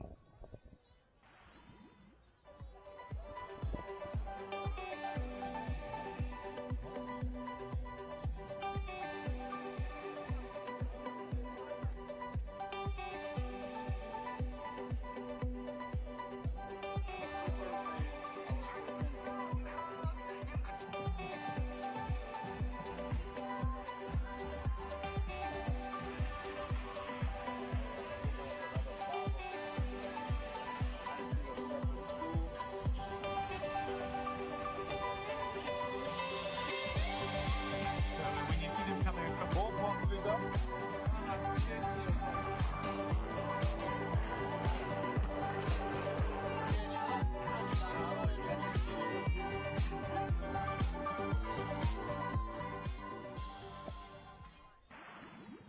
And such a key part of their message is finish strong, finish together. I mean, that really does drill down into the whole ethos of this event. I mean, there's still a couple of paddlers out there. These are the poor souls that started an A batch today. So, I mean, on the one hand, they cop the best of the water because the water will have moved down, because I think they switched off the taps as the last person left the dam. But theirs is a pretty long day, and this is the one day where a good paddler cops the worst of the conditions because it's hot, and they really have to slog hard through this bit. Yeah, but as we said earlier, you know, I think we hero worship a lot of these sort of good paddlers and the leaders, but who makes up the numbers? It's all these back paddlers. And we've often said it before, like, you think that the leaders go through a tough race, but these guys go through a tough race. You know, they're not as physiologically conditioned. They're not training kind of 8-10 times a week. A lot of them are total weekend warriors who work full time and are full of injuries and scars from years gone by, but they still are committed, and they come here every day, and it doesn't matter if they're out there for 5 hours or 10 hours, they thrive on it. And I think something that I've realized about this weekend especially is, I doubt you regret a doozy. From my case, I think you regret the ones you don't do. And that's a really cool message. Like, what an event. How proud could FNB be to be part of this, to know that that's what people are thinking. You regret the ones that you haven't done, because it's such an incredible experience. And spending the last 3 days with all these athletes, all these people, seeing the highs and the lows of the race, it's really something very unique and very special. And I can only imagine it's going to keep growing. And I really hope that I'll be on the start line next year. Or non-stop doozy, as I said. Okay, it's time to nail colours to the mast. FOMO has pushed you into committing to doing next year? Well, I hope so. You never know what's going to happen. But, I mean, I said this last year, and I would love to do a K1 in the doozy. So maybe I'll have to take a step back from surf ski and start running. Because that seems to be the message of the week, is know the river and know how to run. So you clearly haven't learnt any lessons from watching Burma Road today. So yeah. I must admit, FOMO's going to drive me back onto the water. So I think we might have to have an early morning start next Saturday so we can reconvene the team. Big thanks to Doug Bird as well, who's been part of it as well. And most importantly, a big thank you to you, wherever you are in the world where you've been following this live stream. Your enthusiasm and your interest in this event means an enormous amount. And we really look forward to connecting with you again as we build up to the 2019 FNB Dusi Canoe Marathon. Cheers from all of us here.